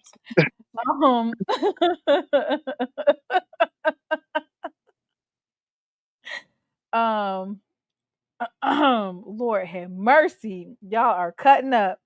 All right. So Milton Mack, where did he come from? Grambling? Alcorn.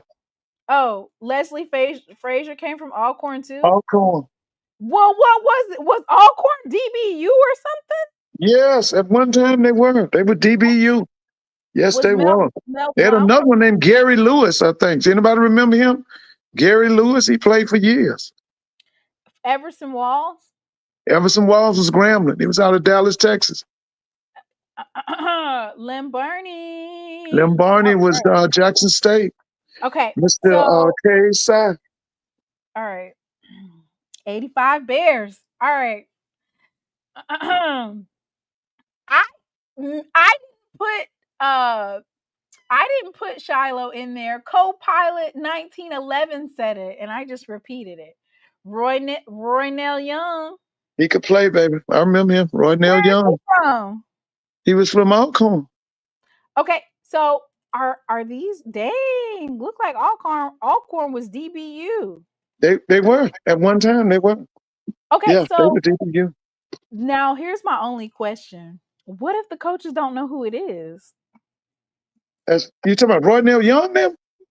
Yeah, like what if the coach don't know? Well, they don't need to be at the SWAC thing. If they don't know who Roynell Young is, they don't need to be at the SWAC Media Day.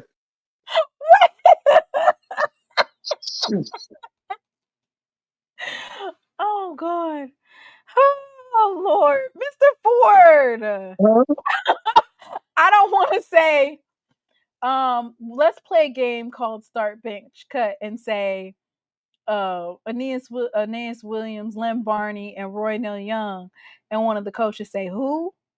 They're not gonna say that. That'll be embarrassing, Mr. Ford. Two of them guys is NFL Hall of Famers. Okay, but I just want to make sure, Mr. Ford. I gotta be sure. Don't have me over here saying, "Hey, let's play Start Bench Cut," and then they be like, "Who?" Don't pick people that they're not gonna know. Okay, please don't do that because I don't want them to be like, "Who?" Because then I'm gonna be looking like, "Huh?" Because I didn't know that Alcorn was DBU. Yes, they were at one time. We didn't put Bubba McDowell on there. Bubba McDowell was from the University of Miami. He didn't play at a SWAC school. Eddie Robinson. I'm thinking that they all played for the Houston Oilers. I'm talking about. Oh, Eddie Robinson. They did. I thought you meant did he go to a SWAC school? No, I'm thinking about because I want to say one of my questions one year was when Bubba McDowell and it was last year. Bubba McDowell, Eddie Robinson, and Chris Dishman. They all played for the Houston Oilers, right? Yeah, they did. Yeah, they were good too. Yeah, Roynell Young, Leslie Frazier, Milton Mack, Ike Holt, Ike Holt was bad. He played for the Dallas Cowboys. And Maurice Hurts was Southern. Were all Cassim coach DBs that got drafted and started in the NFL. Yeah. Isaac Holt used to go against Jerry Rice when he was at Alcorn. Him and Jerry used to tie up, boy. What section will the Boom be seated in Vegas? That's a good question, Mrs. Foot. Does anybody know what section the Boom will be in?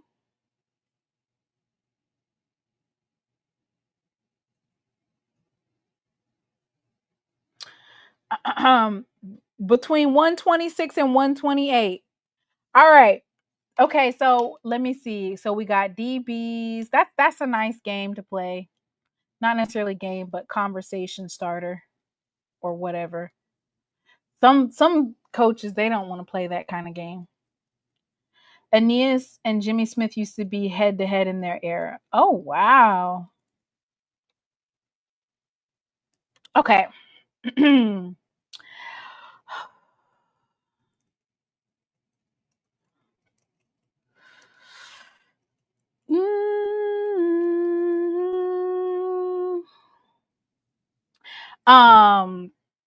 Okay, so here's another one. What do you mimic your which NFL team and year do you mimic your defense after? Is that a good question? College or college defenses? Should we stick to college defenses? Okay, you said, what was that question again? So I wanted to ask a question like I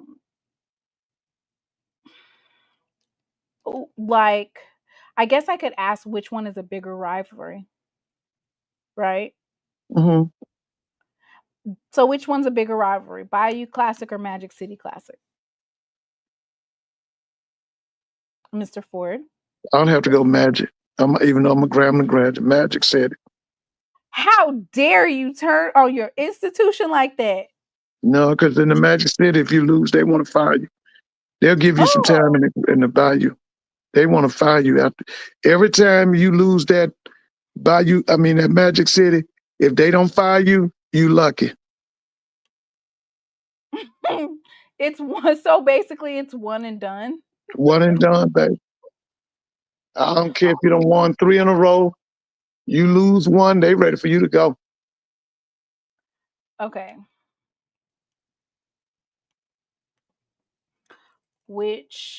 So actually a poll came out of which classic is the best, like which, and it was like including all of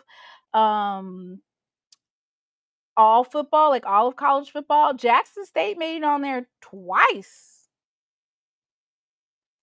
What was the capital city and what else? How'd you know? In the boombox? Was it boombox? Yeah.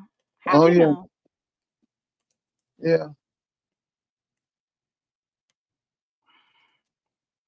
Oh, what's that classic between FAMU and Bethune? Florida Classic.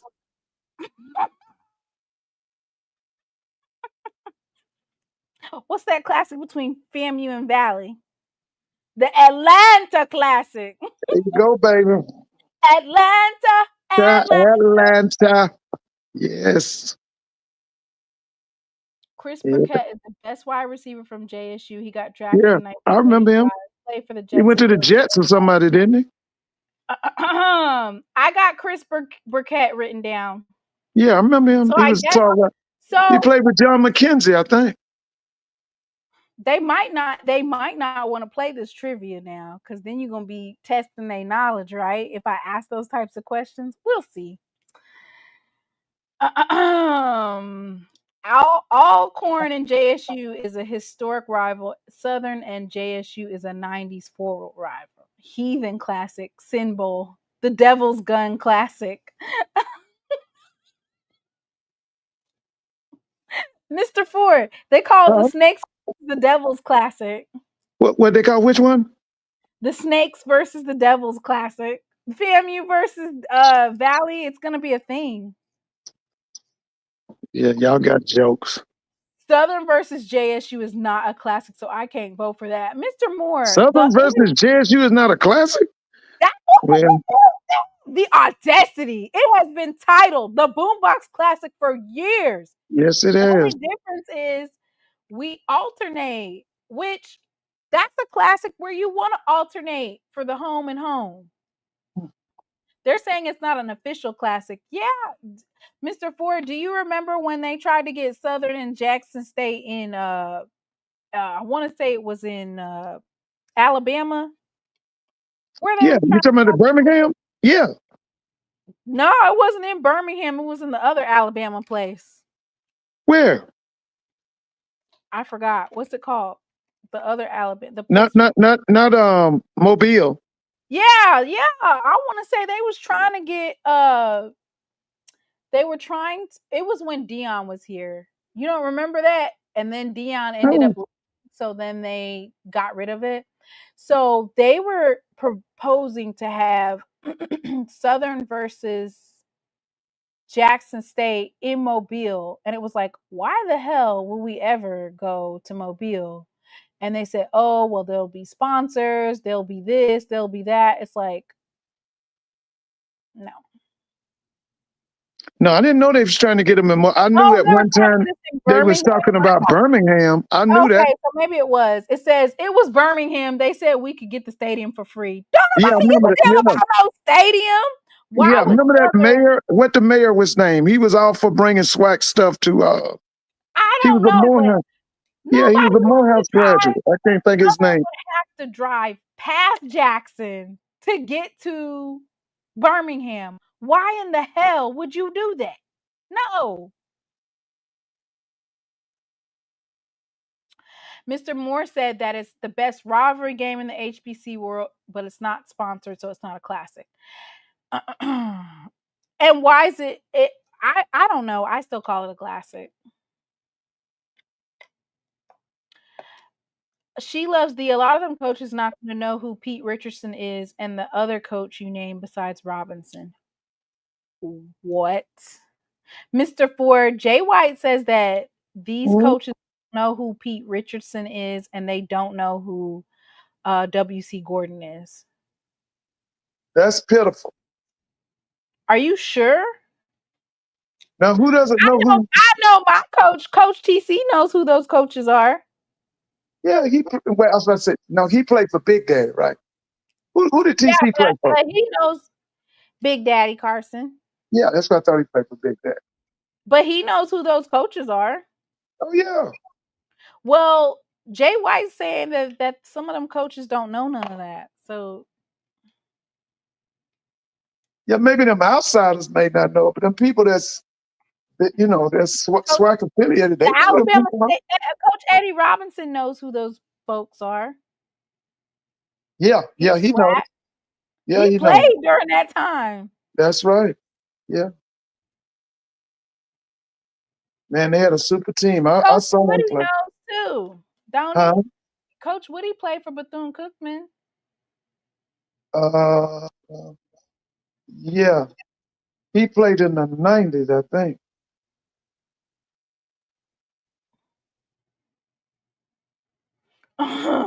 TC played for JSU and was born and raised in Southwest Mississippi. He knows SWAC.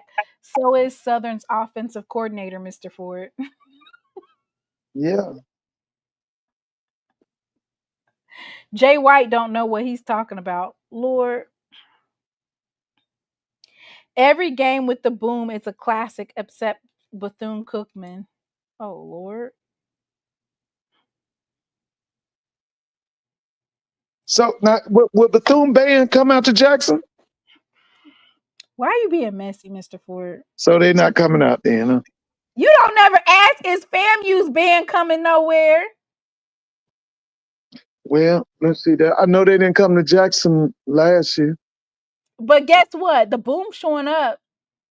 Yeah, the boom coming to Tallahassee, right? Blow down Bragg. Huh?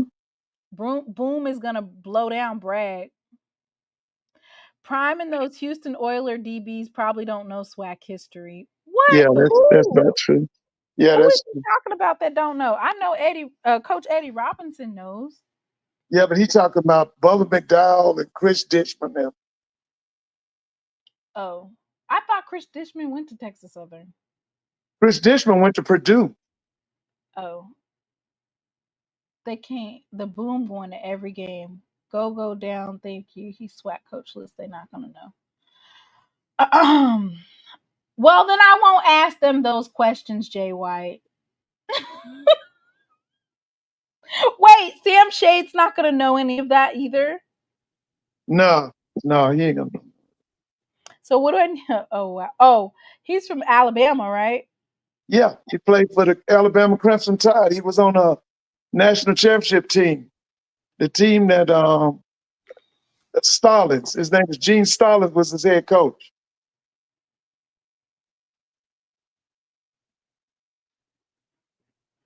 Boom better go in with respect. Those Rattlers will boo the hell out of you if you disrespect them. Mr. Moore, the whole idea of a band going to your stadium is to disrespect them. I don't know about you, but whenever I see the bands going back and forth, Mr. Ford, it's all about respect. It's all about disrespect. I mean, they're disrespecting them through music, but it's like a battle. Yeah, it's showmanship, perfection. It's a lot of things, you know. I love it when they go back and forth. So does that mean I need to be asking Coach Sam Shade about D2? No, he gone from D2 now. He in FCS, Huntsville, Alabama, Normal, Alabama. Yeah, it's another world now, like his stomping grounds, though, right? Since he coached at, or not coached, since he played at Alabama. How far? Because Alabama's not that far from Birmingham. That's where all, like, they said that a lot of the SWAC fans, not SWAC fans, a lot of the alums in Alabama are like fans of some of the PWIs. Yeah, I can believe it. Oh, that's a good question. Ask Coach TC what finger he's going to put the 2025 championship ring on.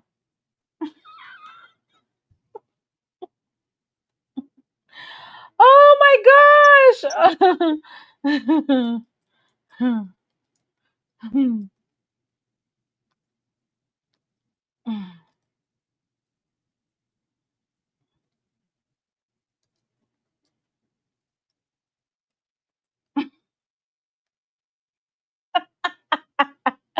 Oh, Lord have mercy. The upside of the possible JSU game with SU was under the proposal. JSU would gross up to $3 million, depending on attendance, of course.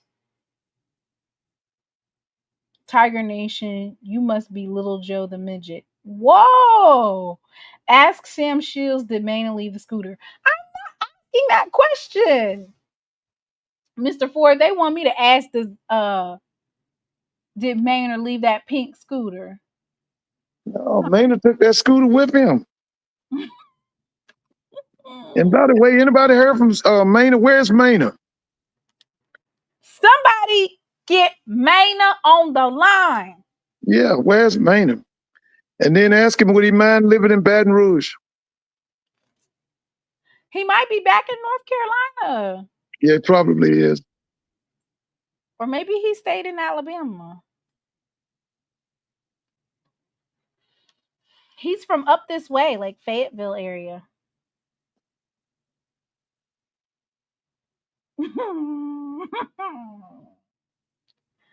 Oh, God. The scooter was in the dumpster Saturday after the game. They said they threw that scooter away.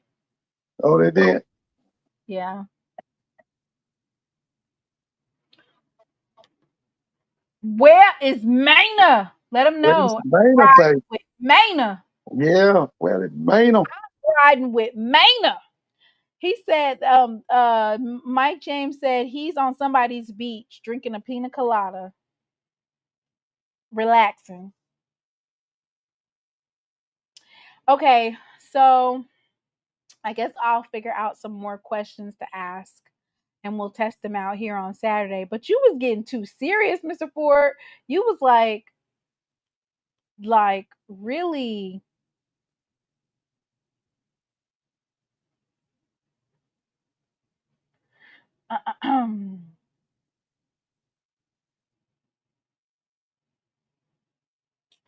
Okay, here's one. Mr. Ford, this is called rapid fire. I'm going to ask you 5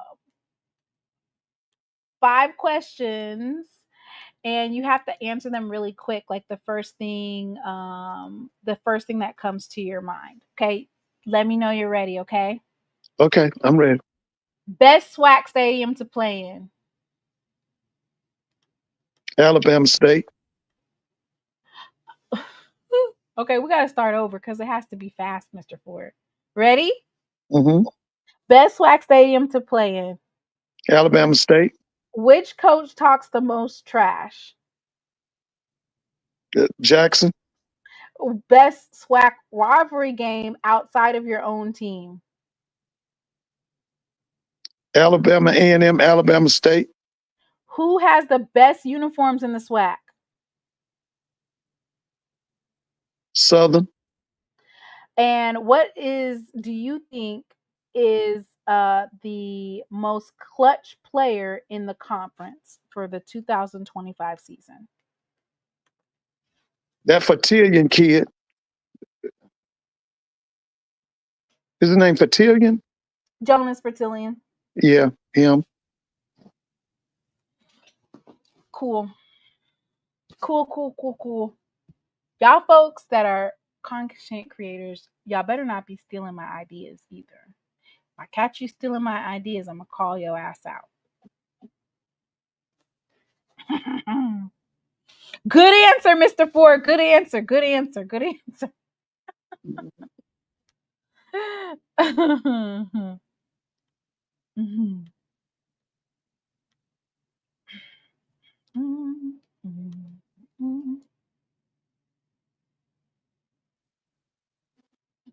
And what's one word to describe this season, Mr. Ford?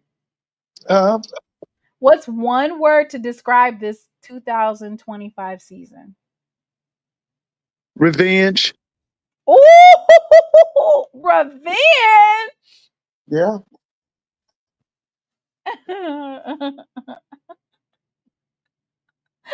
They said, y'all answer the question in the chat. That's a good question to ask. I want to hear your thoughts in the chat. What is one word to describe this season? One word. It's only one word, Unstoppable. Repeat. Mr. Ford said revenge. Yeah.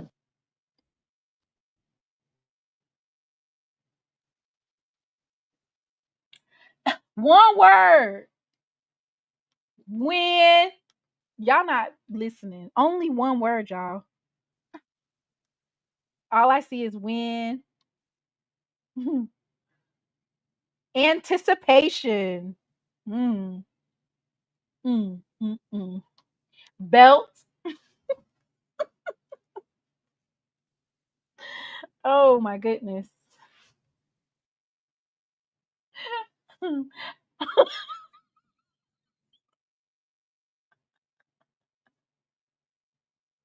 Stock talk, David. No.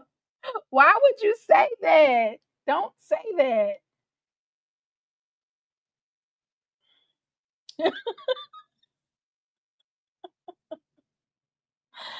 Oh my God. What is going on with these?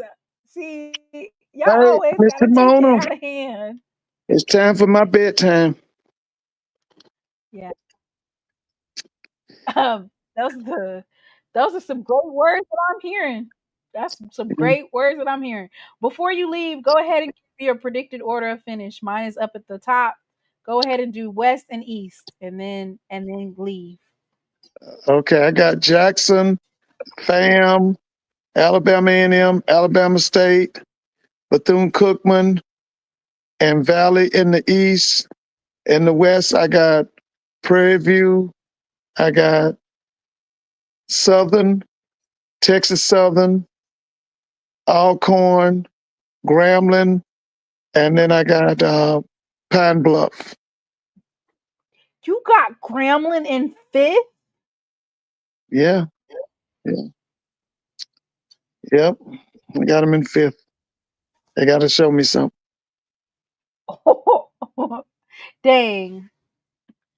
Grambling got to show you something. Well, I love our defense. You ain't got to show you. Prairie View ain't got to show you nothing. Now, Prairie View. They don't even got to show you a roster. They don't have to show you anything. So don't Prairie View finna take over the West. I know that. That's what they getting ready to do. They gonna take over the West. The Sweetwater the Sweetwater division. Yeah. Okay. You coming back on Saturday, Mr. Ford? Yeah, I'll be back Saturday, Lord willing. I'll be here Saturday. Good. Saturday is gonna be. That's when we're gonna go over the SWAC preseason list. I couldn't do everything. Now, when you leaving for Birmingham? A good night, Miss Whitley.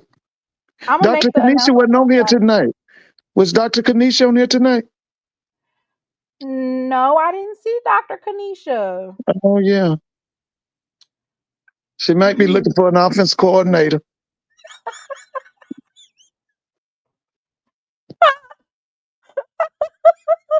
And 40 more pieces into the band.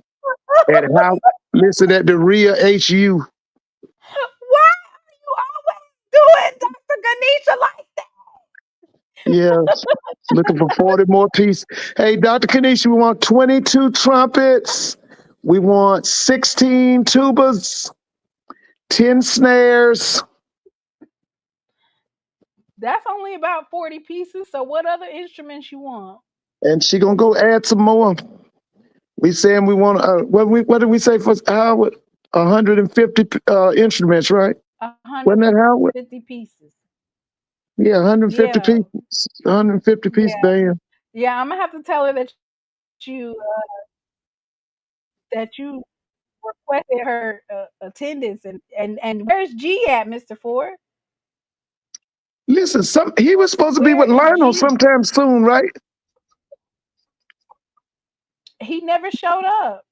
He didn't show up for Lionel's show? Nope.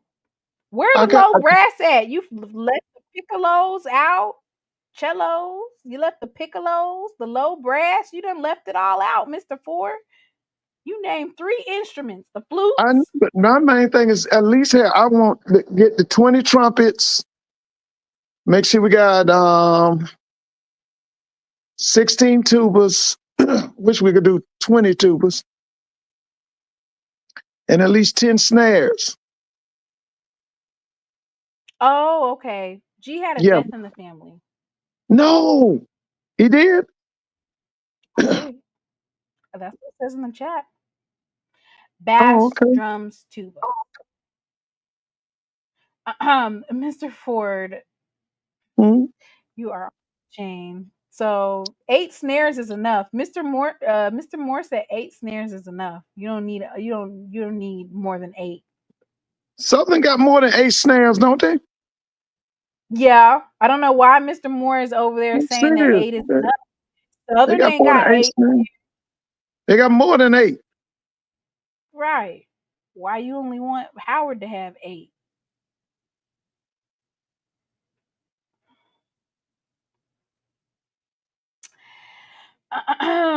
Southern has 200 pieces. I thought they had more than that. Southern has more than 200 pieces, right? Nope. Oh, okay. I thought they had more than that. The Boom is coming in with 350. Yeah, the Boom. Yeah. 400. You know, it's between y'all and Prairie View, usually who has the largest HBCU band. It's either the Boom or... It might be a competition on who's the largest, but it's not a competition on who's the best. All right, now. Hey, Mr. Ford, who is the best band in the SWAC? I'm gonna have to go with the Boom right now. But now yeah, because don't you be over there talking about the Rattlers? They don't even. Yeah, but now you know I love them Rattlers, and I love that them folks out of Baton. You know them folks out of Baton Rouge. Something else now. You know them folks in Baton Rouge. Boy, don't mess with them. Mess with them folks in Baton Rouge. Okay, let me let you go to sleep because I was going to ask you another messy question. You know, I keep you on here all night asking messy questions, Mr. Ford. Exit. Hey, what's up, man? Oh, what's up, Mr. Ford? Hey, what's your last question? I can take one more. Give me a messy question. Give me one more before I go lay down. Come on, Mr. Mona. You asked him a messy question. I ain't got none. I don't got. I told y'all now. Y'all got to listen. That Southern jukebox down there. Them boys, something else now. Don't mess with them boys down there. You know, our folk, we are the world fame. What about Bethune-Cookman? Yeah, I like Bethune-Cookman now. Now the world fame's not even top 5. Huh? Now you know who we leaving out too. We don't need to leave out that man over there at Texas Southern. That guy does a good job. What's his name? What's the guy? Brian? Yeah, used to be at Southern. He was an assistant at Southern. That guy do a good job over there. He do a good job over there. That's Texas Southern, the Ocean of Soul. What does Alcorn have to do to get better, Mr. Ford? What do they have to do this year to win? That football? Yeah. Everything is offensive for them. Starts with the offense coordinator, starts with the quarterback, wide receiver. If all that come through for them, Alcorn they're going to be the dark horse. Because you ain't got to worry about their defense. That guy, Coach Thomas, he going to have that defense right.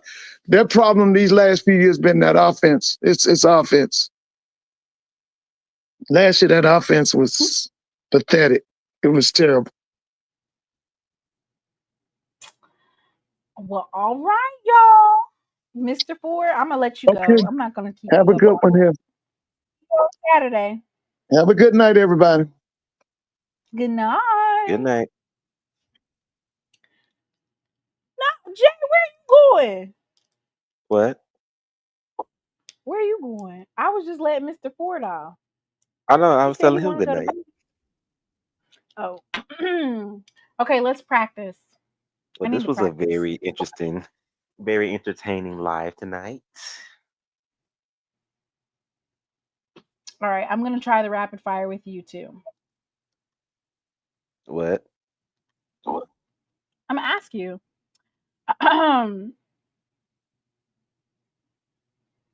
Which coach talks the most trash?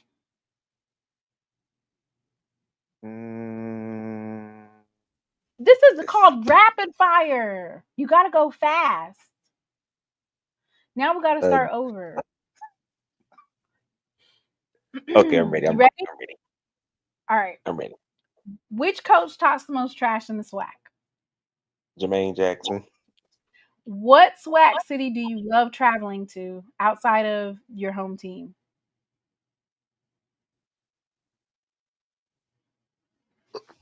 I haven't really traveled to many SWAC cities. I did go to Montgomery. Montgomery. What's your post-game meal of choice? I don't have a favorite one. I just eat anything. If you could swap places with a band member for one game, which instrument are you playing? Mellow. And who do you think is the funniest player on your team?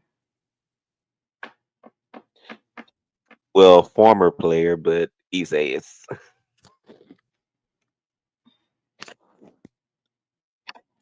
I've never heard Coach Eddie Robinson talk trash. I've never heard him talk trash. The only time I ever heard him talk trash is when he was talking to Coach after that Deion Sanders game, the Alabama State homecoming. I have never heard him actually talk smack. When I was trying to dig at him at the SWAC Media Day, and I said, you said that you wanted to play us for homecoming, and you got your wish, and they came down there and they beat us. I will not be asking that question this year. Lord have mercy. I'm gonna work on those rapid fire questions. Anyway, I shall see you guys on Saturday. I'm excited. Saturday, SWAC Saturday. I like that one. I agree. Jency is funny. And Kobe. Oh, I forgot about my guy Jency. Yeah, he is funny. Listen to the interview on Coach Cole's show when he loosens up. He is a great interview.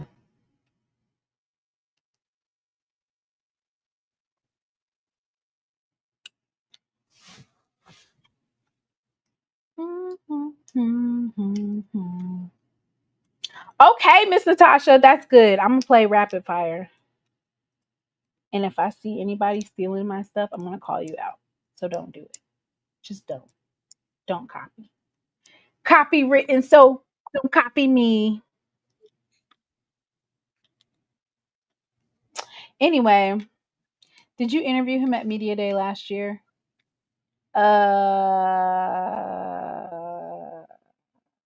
Yeah, I think so.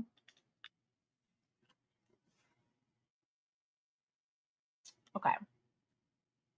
So we're probably going to create at least 2 more segments because, like I said, when we do these interviews with these coaches, we always ask the same questions over and over and over again. Who's your quarterback?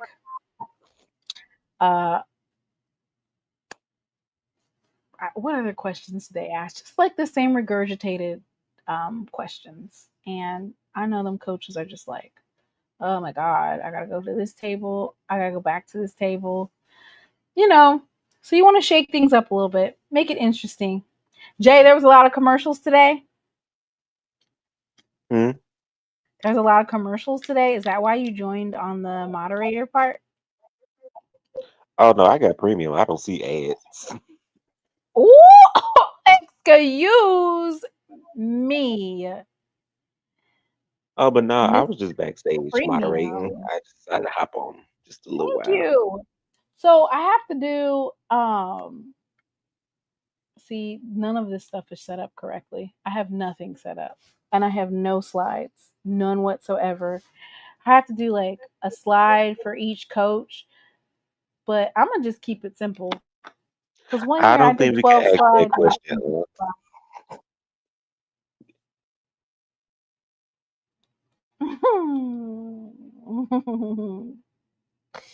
Yeah, you don't want to try to get too want to be like a banter type of person and then get clocked on the head. Yeah. So I have a question. Yes, go ahead. How many games will I be traveling to this year? Oh, that's a good question. I know for me, as for me and my credentials cancel, I'm probably going to, well, I know I'm going to Celebration Bowl. I know I'm going to Vegas. Because that Dr. Little. The what? Oh yeah, they're going to all the games. Good Lord. I gotta save up my money. I want to go to homecoming so bad, but I want to go to Vegas so bad, and you can't go to both. I mean, you can, but I can't. Contrary to popular belief, I want to go. I want to go to that Tallahassee game though. I'm not gonna lie. You want to go to Tallahassee? They don't have no hotels there. Somebody told me them hotels is sold out already, and they're like very expensive. I mainly want to go because I want to see that band battle. I want to see how that's going. I want to see that. Ooh, that's the only time you're gonna be able to see it. That's the only time, right? Because y'all ducked that smoke from the boom this past season. But guess what? The boom is coming to Tallahassee. Ooh, I like that USM game too, versus in Hattiesburg. Oh yeah, that's another one I'm going to. Ooh-wee. That I want to go to. That's a big game. Oh, I want to go to that Hattiesburg game. I haven't been to Hattiesburg in years.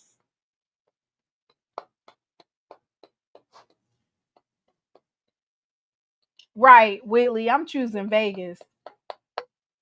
Yep, that's another one. Now that's the one I'm for sure going to. Like, I just got to book my flights for that one. My hotel's already booked. I'm still paying off the tickets. I live 30 minutes from Hattiesburg. I'm headed to Vegas. I'm attending all games at the Vet, USM, Valley, and maybe Southern.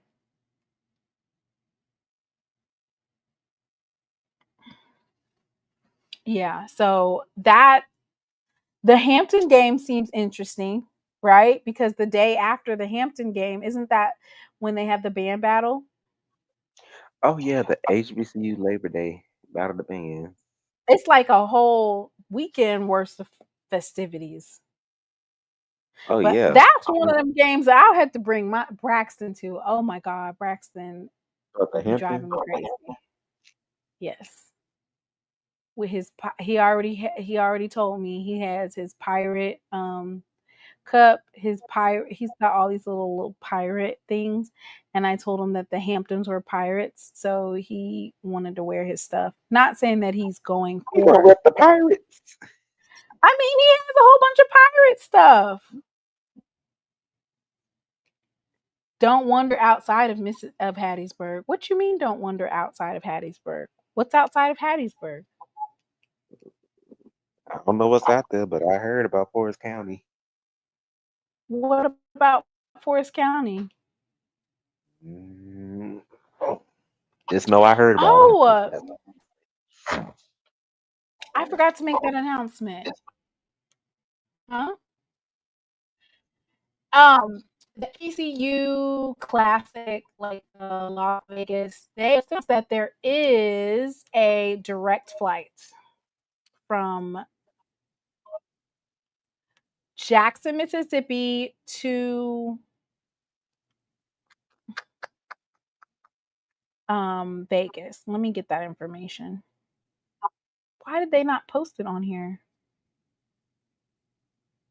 They only posted it on Instagram? Let me pull that up for you guys. They announced that they have a straight flight and it leaves on Thursday. Let me pull that stuff up for you guys. So I'm not going to say they chartered us. I guess it is, right? They chartered a specific flight for Vegas and Jackson. And I'm going to see if I can find it for you guys, so that you'll have that information specifically for, I'm not going to say it's specifically for, because I don't know if it's closed off necessarily. Let me see if I can pull it up for you guys. Because you said you have to book your flight, right? Mm-hmm. So I think they have more than one straight flight. Let's see if I can pull it up.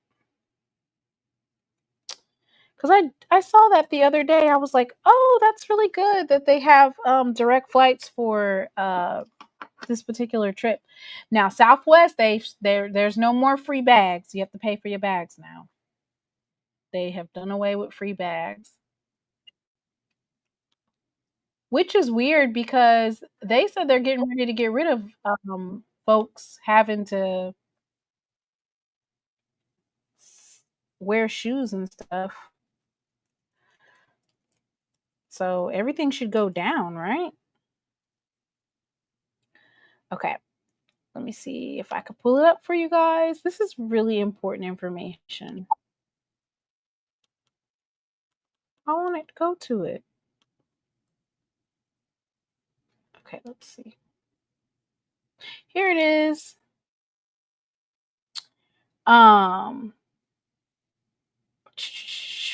It departs October 23rd at 11 a.m. and you arrive at 12:45 p.m.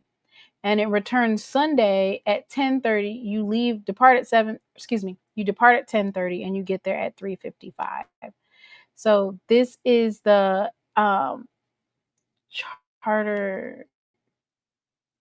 chartered flight. Let me post that for you guys. They just made that announcement. I want to say they made the announcement yesterday.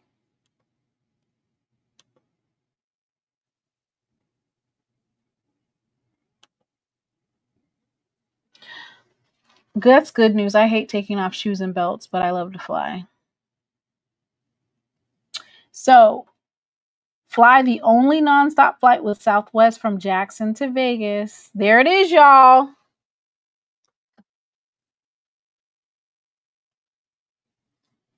I wonder, is it on there? Let me see.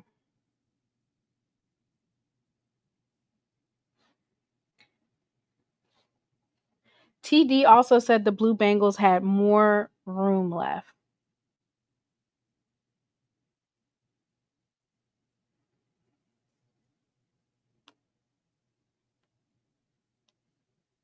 Let me see.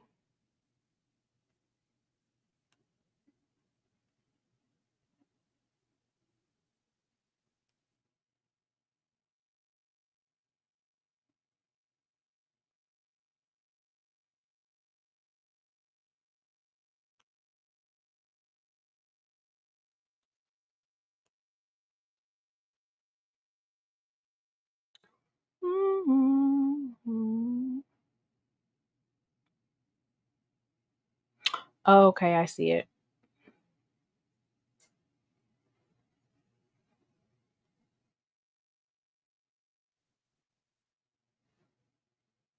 Wait a minute.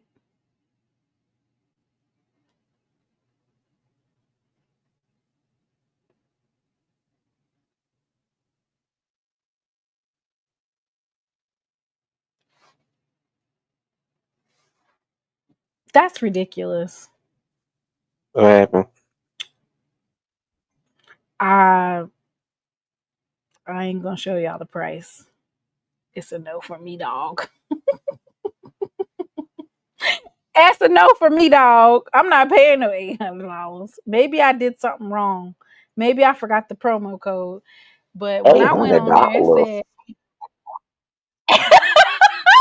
I don't fly Southwest, so maybe I did it wrong, y'all. I tried to find the flight and it's a no for me, dog.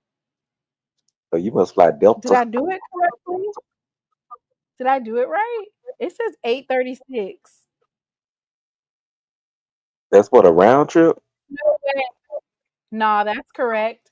Whose idea was that? You might as well cancel Christmas. You can't. Nobody's gonna buy that. Nobody's paying $836. Southwest is like $850. Blue Bengals is $700. Is Blue Bengals including a hotel? I just entered in, big deal, G Boom. They ain't do nothing. I thought I was gonna get somewhere. I was trying to be like, okay, let me go ahead and enter in this coupon code. I thought I was doing something, y'all. Well, all right. Listen, let me go to Priceline. That's why you go to Priceline. And American Airlines and Delta are more than that. What? No. If you type in, and I'm not telling people what they should do, I'm not. But if you type in Jackson, Mississippi, and then you type in Las Vegas, and you type in October 23rd, leave on Sunday, and you get a flight and a hotel, it shouldn't be more than $1,300 round trip. We paying $2,000 round trip for 2 with hotel. Okay. Okay, that's about right. Let me see. See, that's what I'm talking about. Amite County or Amite County is 40 minutes away from Huh? Amite? Yeah, Amite. I need to quit looking up flights on here.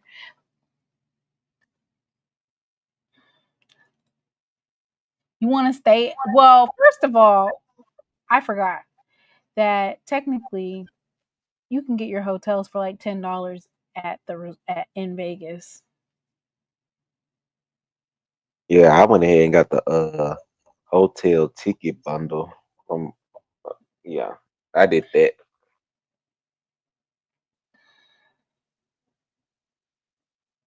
How much is Greyhound? I don't know if somebody want to drive Greyhound all the way to Vegas. Somebody said, "How much is the mega bus?" Stop it! Hey, look, I saw it take 24 hours to drive from Mississippi to Vegas. 24 hours. I Lord think that's have mercy. I think that's because Texas is large, and on top of that, you cross the time zone. So I don't know. But When I tell you a flight to Vegas is like $100 from Charlotte,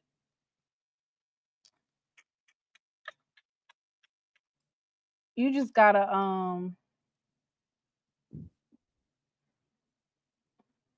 yeah, and we talk yeah. What co-pilot said, you got to leave Monday on the plane. All right. Dang, they don't have no direct flights. Oh, they are playing. They are playing games. They are wrong for that. They're playing games with these flights. I got my direct flight from Dallas for less than $200 direct. I got a trip to Las Vegas for $329 for 5 nights and 6 days for $913. What? I must be doing the wrong thing. Cause what's going on here? What happened? I might need to go to New Orleans airport and fly to Vegas. But October, it should not be that much. You got a long time before October.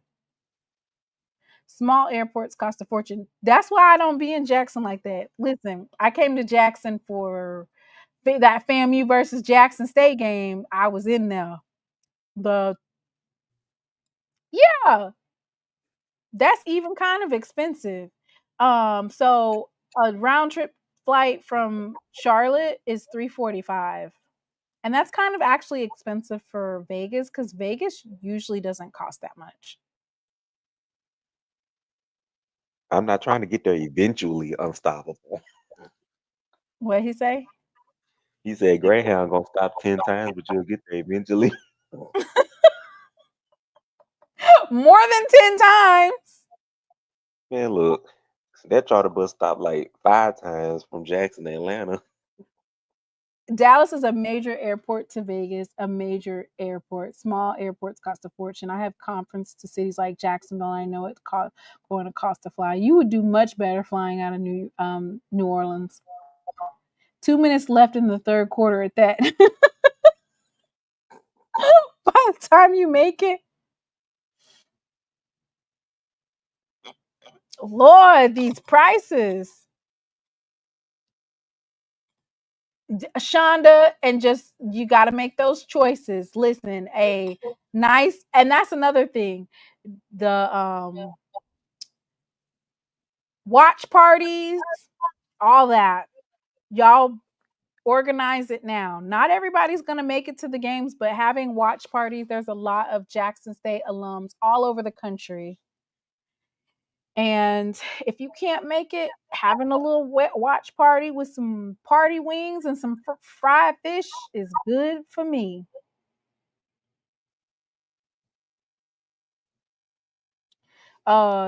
Okay.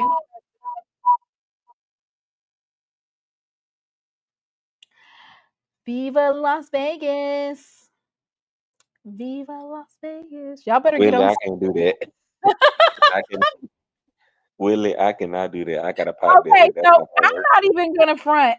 I got when did we get on Spirit? But we got the package deal with the kids. Shoosh. I flew out my aunt as well when we went to the Orange Blossom Classic where we got our ass whooped in 4K. It was me, my friend, her son, my son Braxton, and my aunt, because we needed a babysitter when we came to Miami. And we flew on Spirit. We just flew up we were at the front, the very, very front. And it was nice. They had Wi-Fi and they had little small liquor bottles. Liquor. And the ride back was terrible. The ride back was very bad. But and then we stayed at is it Fontainebleau? Fontainebleau? I should have never have stayed at that hotel with kids. Not a kid friendly hotel at all.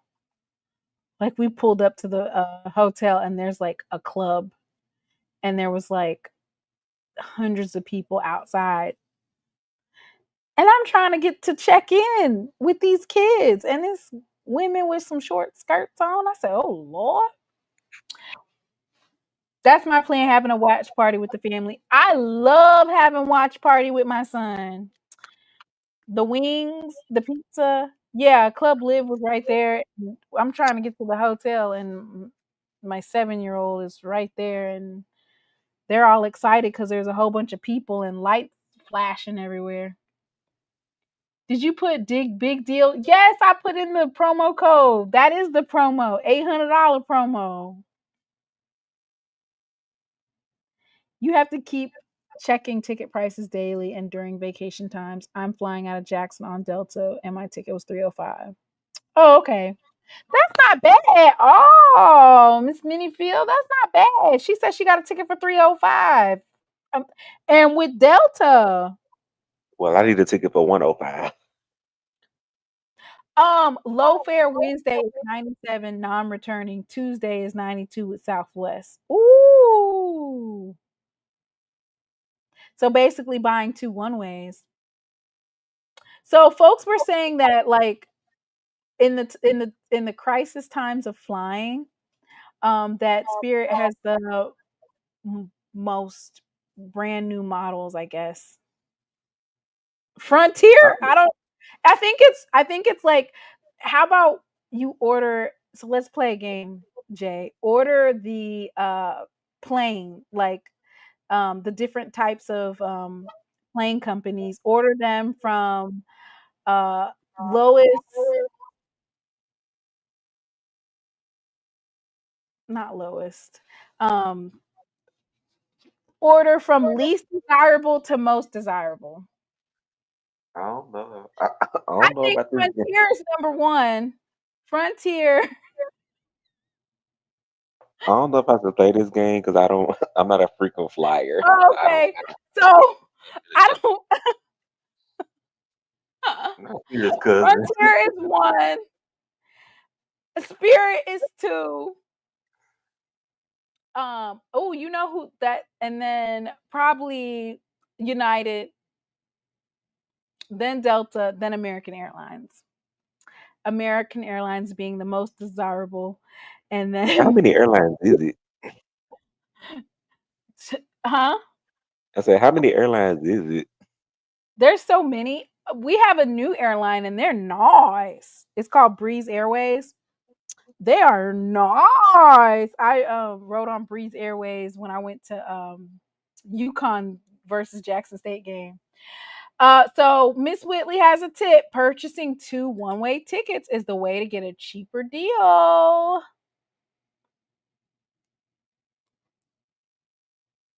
So if you guys want to get a cheaper deal. My sister-in-law rode Greyhound to Dallas from Baton Rouge one time to visit us. And I was praying for her the entire route. I made sure I was waiting on her to arrive. Oh, I like Amtrak. Now, y'all remember my first SWAC Media Day, I think I got the confirmation like the Friday before, and I had to hurry up and book something, and the ticket for the flight was like $1,000. I was like, I'm not spending $1,000. So I purchased an Amtrak ticket, and I got my own room too.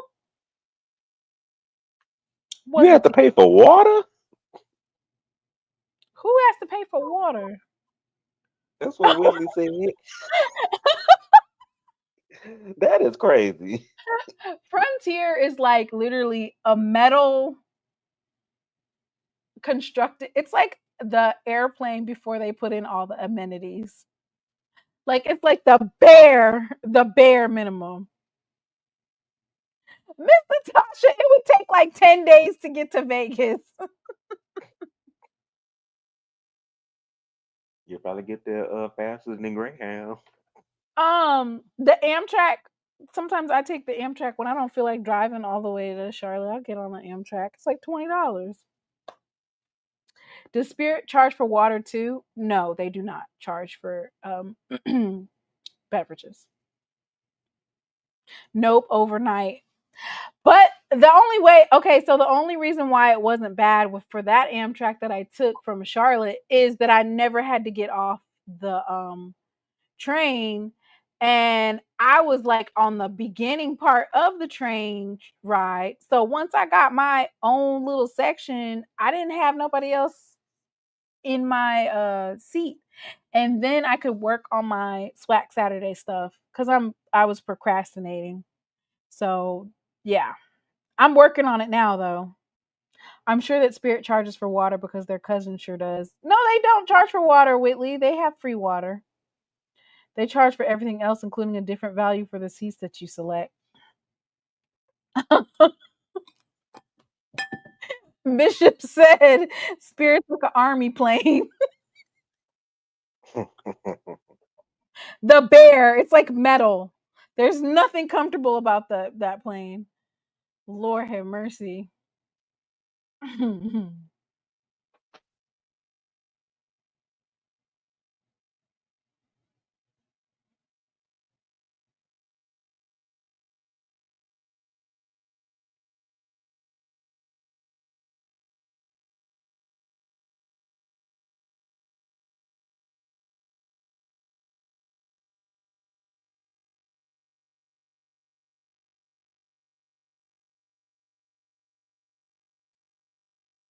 It kind of depends on where Amtrak is going. If you're going from Jackson to Memphis, Chicago, or New Orleans, it's not that long, about 7 or 8 hours. It's 8 hours to go from Jackson to Memphis? What? That's the only thing. Is like, that's a what? 3-hour drive? Yeah, by car I can get there in like. Look at you, 2.5. Yeah, what you over there doing? Speeding? No, I'm going to speed limit. I'm saying, Okay, like so here's the one thing that I like about American Airlines. I do it all the time. So, like, I'll buy my flight in a package from Priceline. Then I go and I log into American Airlines, and they'll be like, "Do you want to upgrade to first for $100?" You damn right I do. See, Willie got money. Money. Well, I don't have no money, but I know how to finesse. So basically, you buy it on Priceline, and then you go onto American Airlines website, and it'll ask, "Do you want to upgrade?" And then you automatically upgrade to first, because when you do first with American Airlines, you get 2 checked bags, and they can be overweight. Boom. You're gonna pay that much anyway to have your luggage. So. See, Willie got money. She's got money. Hey, auntie, I need a job. Money. So that's how I do my little life hack for first. And then I'm in the I'm in first class, and I only paid $100, which is about how much I would pay for my luggage.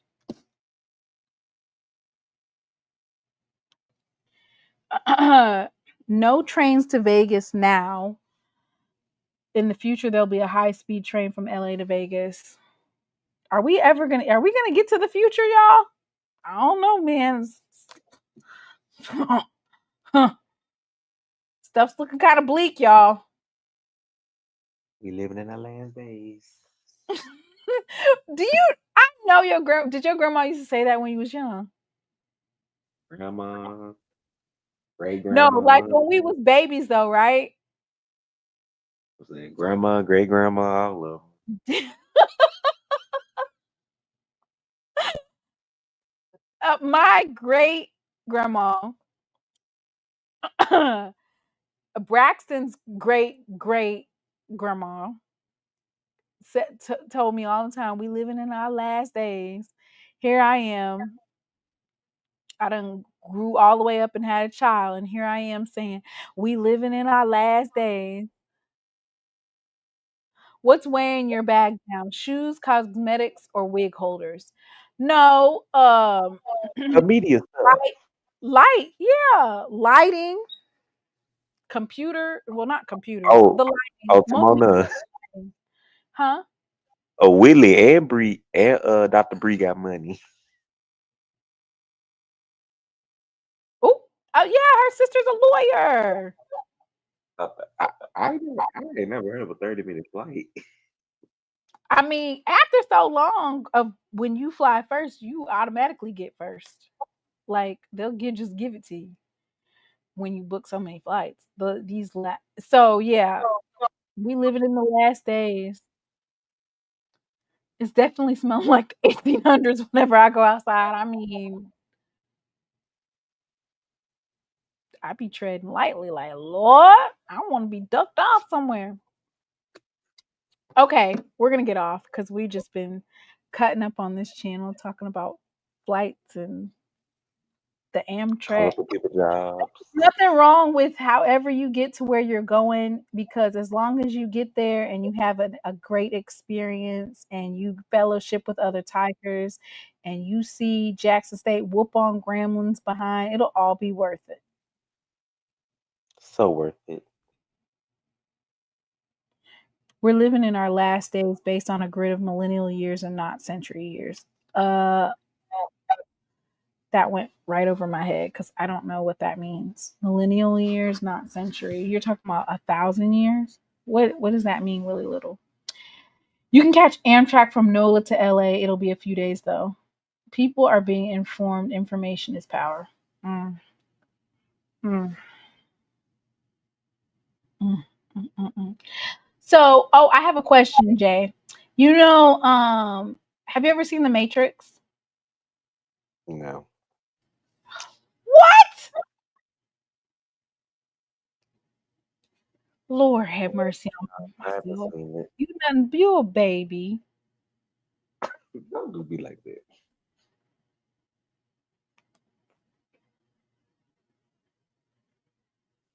Mr. Little, you must have missed our show last week or on Tuesday. Huh? Little said, "Rip to the Lady Queen of Mississippi Mass Choir." I said he must have missed our show on Tuesday. Go back and watch the first 30 minutes. We had us a good revival that day. Oh man, what? I wanted to get a tambourine. I need to get a tambourine. All right. So, if you had a choice, red pill or blue pill, which one would you take? So the blue pill means you stay in the matrix. The red pill means you wake up. You talking about that? Oh, yeah. So which one would you take? A red pill or blue pill? That's okay, Mr. Little. I just wanted to let you know that in case you wanted to look at it, we do have a tribute to Mama Burks, the first 30 minutes of the show. Trent, you like that show? I love gospel music, but what was the option again? Blue pill means you stay in the matrix. Life continues as you know it, predictable, controlled, and safe. You accept the system no matter how fake or limiting it is.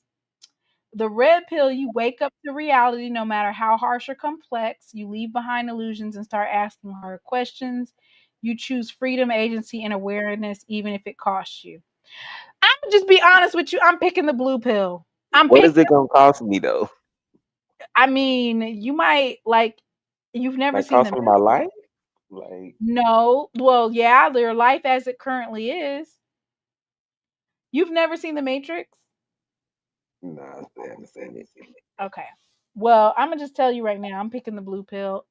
I'm staying in the Matrix. So basically what that means is I'm choosing to not see what the world really is. So let's just say right now, everything that you are. No, Thetis, no. Don't highlight that. Please don't highlight that. As a Kappa Psi, I'm going with the blue pill. Yeah, just let me live in my illusion. Live how you are. You do not want to take the red pill, because when they took the red pill, that's when the machine started eating them and just killing them, because they didn't want for those people to share with other people, so they tried to stomp them out. Bishop said he's taking Cialis. Thetis and I'm Thetis and Bishop. Bishop. Listen, let me live in my delusion. Let me live in my delusion with my son. Okay, that's it. Thetis, you're getting blocked. And be on there doing this Lexapro. We're gonna take the blue pill. Man, the red pill, you need to watch that movie. The red pill was hard. It had the Matrix had Jada Pinkett in it. Baby, once he took the red pill, that life was for I wouldn't want to wish that on my worst. Okay, well, on that note, I already know what the real world is and want to experience as little of that as possible. That's why I want to be in the rapture. Not the rapture. Well, on that note, may the Lord watch. Bishop, are perks blue? No. Nephew? Look, that's what our new generation drugs are. Perks and stuff. Give me a blue Lexapro pill then. Did you guys not watch The Matrix? Give me the blue pill every time. Let me live in my delusion. Take that red pill and everything starts peeling off, and you find out you living in a machine, a box. Wait, that's what Percocet is? It's oxycodone. Is there a purple pill, blue mixed with red? Oh God. Look at you, Mr. Moore. Y'all some druggies.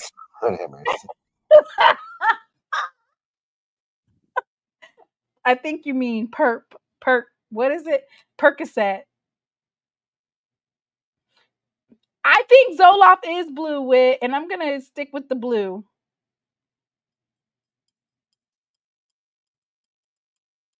All right, y'all. Saturday, y'all be ready. We're gonna have a fun show, and I will be doing my fundraiser for SWAC Media Day starting Saturday. I appreciate Whitley for sharing. That is so sweet of her. She is my head managing moderator, and she's in charge of the chat. And she has been doing it. They come rainbow. Why do you know the colors of these pills? Lean is purple. Yeah. Wait, why are we talking about this? Obsidian. It's been years since I've seen The Matrix. Well, Whitley, if you ever watch The Matrix again, you'll choose the blue pill every time. The blue pill is Viagra. Yo, cue the gospel music. Let's go. You just got. Don't even say no benediction. Just cue. The blue pill. The only type of blue pill I know of is Viagra. What? We're talking about the Matrix blue or red pill, y'all. Yes, she is moderator of the year. The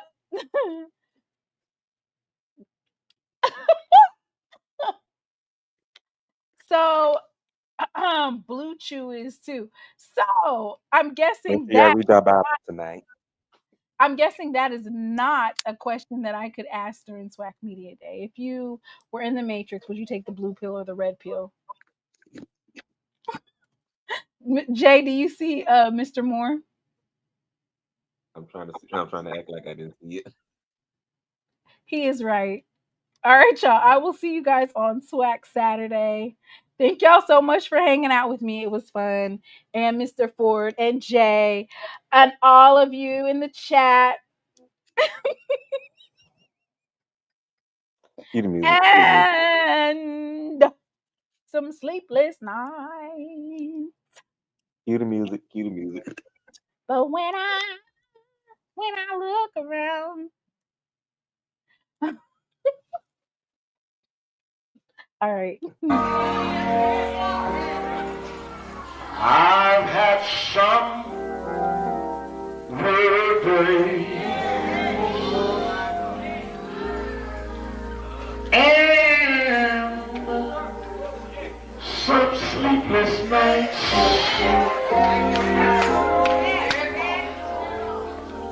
But when I look around, and I think things over, all of my good days outweigh my bad days.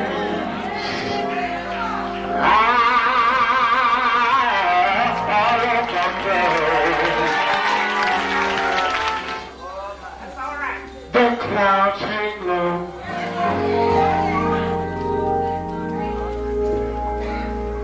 I can hardly see the road. I ask the question, Lord. Lord, why so this day? But He knows one thing for me.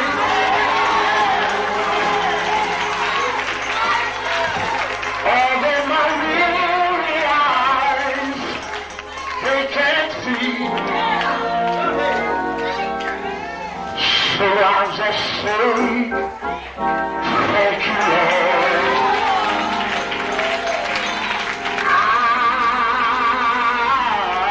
I won't complain.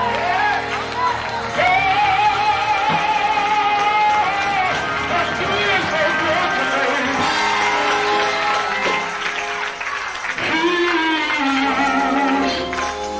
He's been good to me. More than this world I could ever be. He's been so good.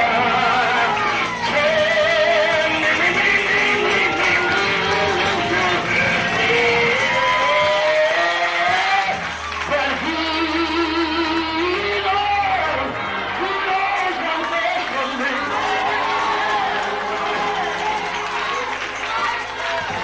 Although my weary eyes, they can't see,